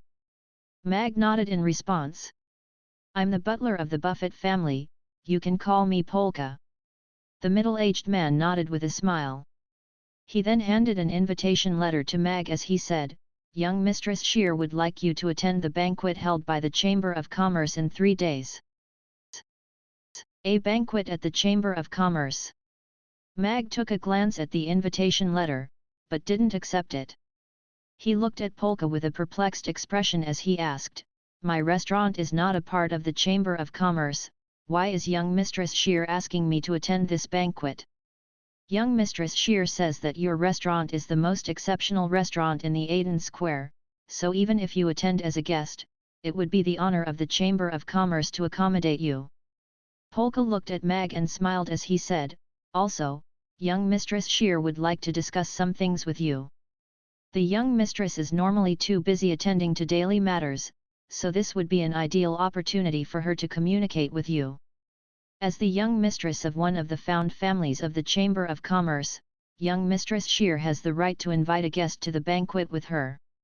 Seeing as Mag was still a little hesitant, Polka added, Oh, before I forget, the young mistress is extending an invitation to both you and your daughter. All right, please inform young Mistress Shear that we'll be attending the banquet. Mag accepted the invitation letter with a smile. I'm sure young Mistress Shear will be very happy to hear that. Polka nodded with a smile before departing on a horse-drawn carriage. I shouldn't avoid this xenophobic group of people. Instead, I should confront them and tear down their preconceived biases. A smile appeared on Mag's face as he looked at the invitation letter in his hand. Furthermore, he had something he wanted to discuss with Shear anyway. I'm going out for a bit. Mag placed the invitation letter behind the counter, exiting the restaurant after grabbing a document satchel from upstairs. Boss Mag, this thing looks a little complex. What does it do? In the forge, Mabai was looking at the designs placed on the table in front of him with a perplexed expression. This is a steam engine. It can convert energy, Mag replied with a smile. Convert energy?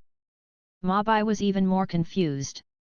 This is a little difficult to explain. To put it simply, we can make a vehicle move by burning coal, that's energy conversion, Mag explained. Wah! How can a piece of coal move a vehicle? Mabai's eyes widened with incredulity. The key here is going to be the steam engine. Mag pointed at the designs on the table and smiled as he said, Boss Mabai, please make these parts according to the measurements stipulated here. After that, I'll provide you with the designs to make a cannon. That design should have a relatively high degree of feasibility. Boss Mag, you know how to make cannons. Mabai's eyes immediately lit up. It's only a concept at the moment, but it should have a certain degree of feasibility. Mag nodded in response. All right, I'll get these parts ready for you as soon as possible. Mabai immediately nodded. Mag nodded before continuing, I hope you can keep this matter confidential. I'll keep working with you in this area, and the remuneration I'm paying will definitely be higher than what you get for crafting weapons. There's no need for that, Boss Mag. We're friends, so I'll be happy to help you out. Mabai waved his hands with a smile as he said, I'll get all of these parts ready in 5 days at most. Thank you. Mag nodded with a smile before exiting Mabai's forge. He then changed into 3 different sets of clothes. Following each change in attire, he visited another forge to order another set of parts, thereby sourcing parts from 4 forges in total. The first miniature steam engine is about to appear in this world. After changing once again, Mag rode his bicycle back to the restaurant. Money was difficult to come by, so Mag was planning to earn more money through a secondary occupation. In any world, a feasible source of energy would be extremely sought after. Mag was planning to become the creator of one of those energy sources. On the second floor of the magic potion shop, a large room had been reconstructed as a magic room. There were black magic stones that were able to withstand magic explosions lining the walls, as well as a wooden horse and all types other toys in the corner. Master Urian, what kind of magic are we going to learn today? Amy asked with a curious expression. We're going to learn manifestation magic today, Urian replied with a smile. Manifestation magic. Amy was a little perplexed. That's right. Any magic that is manifested into a substantial form is manifestation magic, like the giant frost dragon I summoned, for example. Only through manifestation magic can I create the frost dragon, and then use it in battle. Hence, manifestation magic is a crucial type of foundational magic, Urian explained with a smile. A frost dragon. Amy's eyes lit up with elation as she asked, what do I need to do? What you need to do is close your eyes, then focus on thinking about the most powerful thing that you can imagine, such as a frost dragon. Then, I'll teach you the incantation to manifest that thing, Urian replied. All right. Amy nodded obediently before closing her eyes with an expression of rapt focus on her little face. I wonder what the first thing she ever manifests will be. Urian stood off to the side and looked at Amy with an expectant gaze. The subject manifested and time taken was a strong indication of one's magic aptitude. The faster the manifestation and the more complex the subject manifested, the better one's aptitude was. Soon, a cloud of purple mist appeared above Amy's head before quickly taking shape. What's that? Urian's expression was slightly peculiar. The mist was quickly surging and materializing to form something. The fact that Amy was able to manifest something so quickly even on her first try indicated she had exceptional aptitude, but then again, that was something that Urian had always known. However, no matter how he looked at the cloud of mist, it didn't appear to be forming a very powerful being. Instead, it appeared to be a humanoid figure. Done. A minute later, Amy opened her eyes and looked up at the humanoid figure hovering above her head. She clapped her little hands together with elation as she yelled, Father! Father! Ahem! Little Amy, I told you to visualize the most powerful being you can imagine in your heart. What are you doing, thinking about your father? Urian wore a dark expression on his face. The humanoid figure hovering above Amy's head was none other than Mag in his chef's suit with a sharp chef's knife in his hand, looking quite dashing and gallant. This was the first time that he had seen a magic caster manifest a person on their first go. That's right. Father is the strongest in my heart. Amy nodded with a justified look. The ice cream shop is opening tomorrow. Will I really be alright on my own? Erg. I'm so nervous. But boss placed so much trust in me, I have to do a good job. In a dim alley, Yabimia's voice reverberated as she walked with a nervous yet expectant look on her face. This alley was one that she had to pass through on her way home. At night, the alley was pitch black and the rows of houses on either side were very close to each other, thus making it difficult for even the moonlight to illuminate the alley. It was very quiet here, but also a little eerie. The sound of Yabimia's shoes treading the ground was particularly noticeable in the silent alley. All of a sudden, a thud sounded from one of the courtyards nearby. It sounded as if something had fallen onto the ground, giving Yabimia a fright. What was that? Yabimia stopped next to a wall and listened intently, only to find that the sound in the courtyard had disappeared. It must have been a mouse or a cat knocking something over.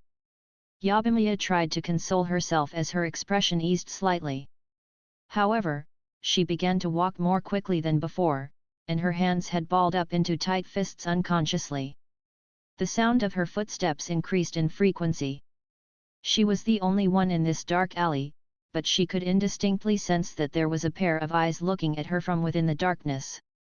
She suddenly recalled the stories about nighttime told by the female employees in the previous restaurant that she had worked at. Chaos City was a city with a strict law and order, with the Grey Temple and the City Lord's Castle controlling the vast majority of the city, but there were many places where the light didn't shine. In those places, some demented perverts could be lurking, and they were extremely dangerous to women who traveled alone.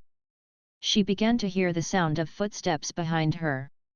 The footsteps weren't very loud, but they were very brisk, just as if something were pursuing her. She could even hear her pursuers' labored breathing as if she were being hunted down by a wild animal. Yabimiya could feel her heart rate accelerating as her footsteps quickened. She had already broken into a brisk jog. The ordinary alley suddenly seemed impossibly long to her, and she felt as if she would never reach its end. All of a sudden, a muffled thump erupted behind her, and the pursuing footsteps fell silent. The only sounds left in the alley were of Yabimiya's brisk footsteps and ragged breathing. Despite this, Yabimiya didn't slow down. She picked up a thick wooden stick that was lying around in the alley. With it in her hand, a sense of security welled up in her heart. She felt as if the stick in her hand could smash open the heads of any perverts who dared to try and touch her. A beam of moonlight shone down on the opening of the alley nearby, like a torch that had suddenly been ignited in the night. Yabimiya's eyes lit up upon seeing that. If she could make it out of the alley, then she would be safe. All of a sudden, a humanoid figure appeared at the opening of the alley, cutting off that beam of moonlight. Arg! Yabimiya screamed as she closed her eyes and raised her wooden stick high above her head before bringing it down on the humanoid figure with all her might. Crack! The wooden stick snapped upon impact. Yabimiya's eyes were tightly closed as she gripped tightly onto the remaining half of the stick. Are you all right? A perplexed yet concerned voice sounded. Hey! Yabimiya faltered before her eyes flew open. The person standing in front of her wasn't some nude freak, nor some burly man as she had imagined. Instead, it was Elizabeth in a white dress. Her silvery white dress glittered under the moonlight, and even though the light wasn't shining directly on her features, her beauty was still apparent to the onlooker. She currently had her left arm raised in front of her, and there was half of a wooden stick lying at her feet. Arg! Yabimiya screamed again, this time in apology as she threw her half of the stick onto the ground. I'm sorry. I'm so sorry. I didn't know it was you. I thought, Elizabeth looked at Yabimiya and put down her arm before taking a step forward. A frosty aura wafted toward Yabimiya as she took an unconscious step backward, pinning her back against the wall behind her. She looked at Elizabeth with apology and fear in her eyes, too scared to say anything. Elizabeth furrowed her brows before taking another step forward, reducing the distance between the two to less than half a meter. Yabimiya clenched her little fists and raised them in front of her chest. She didn't dare to look Elizabeth in the eye. The haughty disposition she was giving off struck her with a hint of fear. At the same time, there was something about her that felt strangely comforting to Yabimiya, and made her want to approach Elizabeth. It was just like on the Moon Festival celebration, when she had placed the mooncake in Elizabeth's hand.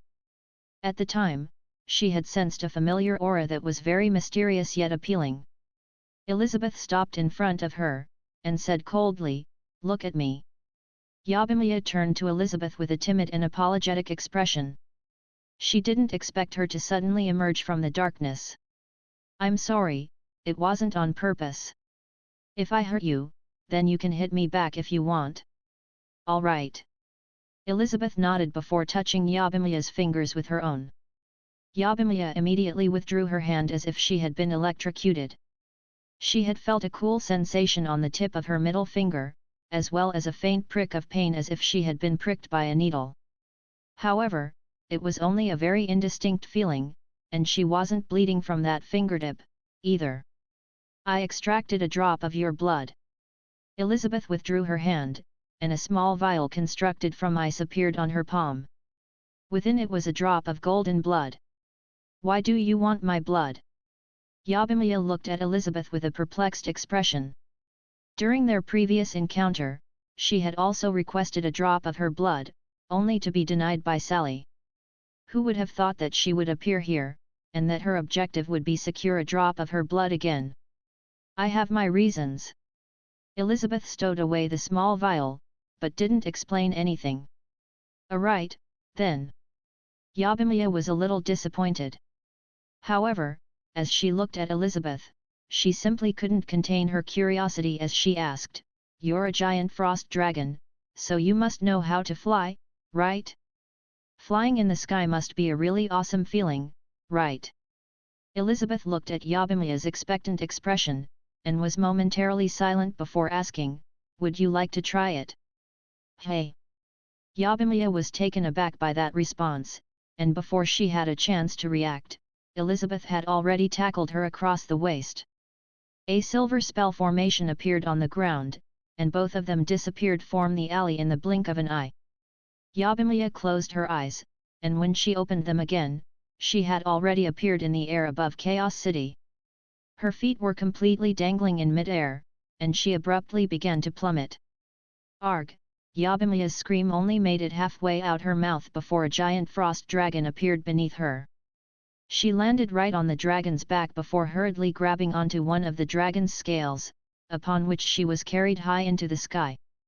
The wind howled past her ears as the giant dragon broke through the clouds, revealing a brand new world to Yabimiya where the stars and the moon were extremely bright and clear. Meanwhile, in that dark little alley, there was a half-naked man pinned to the wall by an ice spike through the glabella. Even in death, his eyes were still wide open. However, she then shook her head with a smile as she continued, "However, I don't want to become a ruler or anything like that. I like my job as a waitress, and I'm not ashamed of it.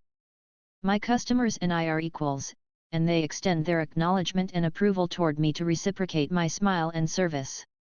Elizabeth fell silent as she looked at Yabimiya's genuine smile before nodding as she said, "Do whatever you like, then, but try to pick a wider path home in the future." Elizabeth disappeared on the spot after leaving those parting words of caution. "Thank you," Yabimiya said to the empty air before continuing on her way home. A joyful smile lingered on her face, and she suddenly wasn't nervous about the store opening the next day. The Golden Dragons are also selecting candidates to become their new chief. If she really is that person, then there's most likely no way for her to become a candidate. Elizabeth stood on a large tree in the distance as she looked on while Yabimiya entered a small building. She thought back to how Yabimiya had been screaming with elation on her back, and a gentle smile appeared on her face. "I wonder if business at the ice cream shop will be as good as it is in Mamie restaurant. Even if it isn't, it should still rake in a significant income, right?" Mag lay on his bed, thinking about the store opening the next day. He was also rather excited, yet slightly nervous as well. "Father! Manifest!" Amy was already sound asleep as she murmured to herself while waving her little arms in the air. What is she dreaming about? Mag looked at Amy with an amused expression before shaking his head with a smile. He then closed his eyes to get some sleep. In a well-lit room in the Buffett Manor, Polka quietly said to Sheer, "Young mistress, Mr. Mag has agreed to attend the banquet in 3 days." "Good." Sheer nodded as she continued to flick through the accounts book in her hands. Polka hesitated momentarily before asking, "Young mistress, I have a question. Mr. Mag's restaurant has gained some renown in the Aiden Square, but he still hasn't joined the Chamber of Commerce, and his restaurant is limited in scale. There's almost no chance that he'll be able to affect the election in a month. Why are you paying so much attention to him? If you only look at this basic information, then Mr. Mag is indeed not someone who's worthy of my time. There are many restaurants of the same size in the Aiden Square, and to the Chamber of Commerce, the gastronomic industry isn't a major source of income." Sheer put down the accounts book in her hands as she said, "However, This restaurant successfully mediated the conflict between the demons and the giant dragons, and it has attracted more than 4 great magic casters to its doors. It is the most popular restaurant among the noble circles in Chaos City, and the owner's daughter has been accepted as a disciple by 2 great magic casters. On top of that, this restaurant has revolutionized the eating habits of countless people in the city. How many restaurants like this can you find in Chaos City? A surprised look appeared on Polka's face. He shook his head as he said, if Mr. Mag really has accomplished all of these things, then his restaurant is most definitely unique in Chaos City. Hence, it's not a matter of whether he can join the Chamber of Commerce, it's a matter of whether he's willing to join the Chamber of Commerce. The gastronomic industry does indeed only account for a small proportion of income for the Chamber of Commerce. However, it is almost entirely under the Moreton family's control. If Mamie Restaurant can replace Dukas Restaurant as the #1 restaurant in the city, then we could take control over the entire gastronomic industry by forging strong ties with Mr. Mag. That will be extremely important for both the mid-year and end-of-year election. Sheer nodded before picking up the accounts book again. Young mistress, I also have something else I have to report, Polka continued. According to our estimates, in the upcoming mid-year election, the votes we receive will most likely only be close to half of what the Moreton family will be receiving. Jeffrey has been in power for over 20 years, so many of the businesses in the Chamber of Commerce have thrown their support behind him. As such, it'll be very difficult for us to come out on top in the election. I expected this from the start. At the very least, we're in a far better situation than the Marquis family, they didn't even get 10% of the votes during the last election.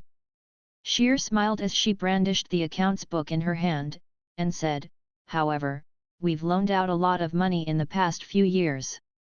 If these people can't pay up, then we'll have to issue them some reminders, won't we? In a brightly lit room, this time in the Moreton Manor, the Chief Secretary of the Chamber of Commerce, Mannard, respectfully said, President, the preparatory work for the mid-year election had already begun. The Buffett family has been pulling a lot of strings in this recent period of time, and many of our board members have alerted us to this, but we still hold a crushing advantage in the votes. It hasn't even been a month yet, but this little lass from the Buffett family has already taken 1/3 of the votes. She's a lot more capable than those 2 idiots from the Marquis family, that's for sure.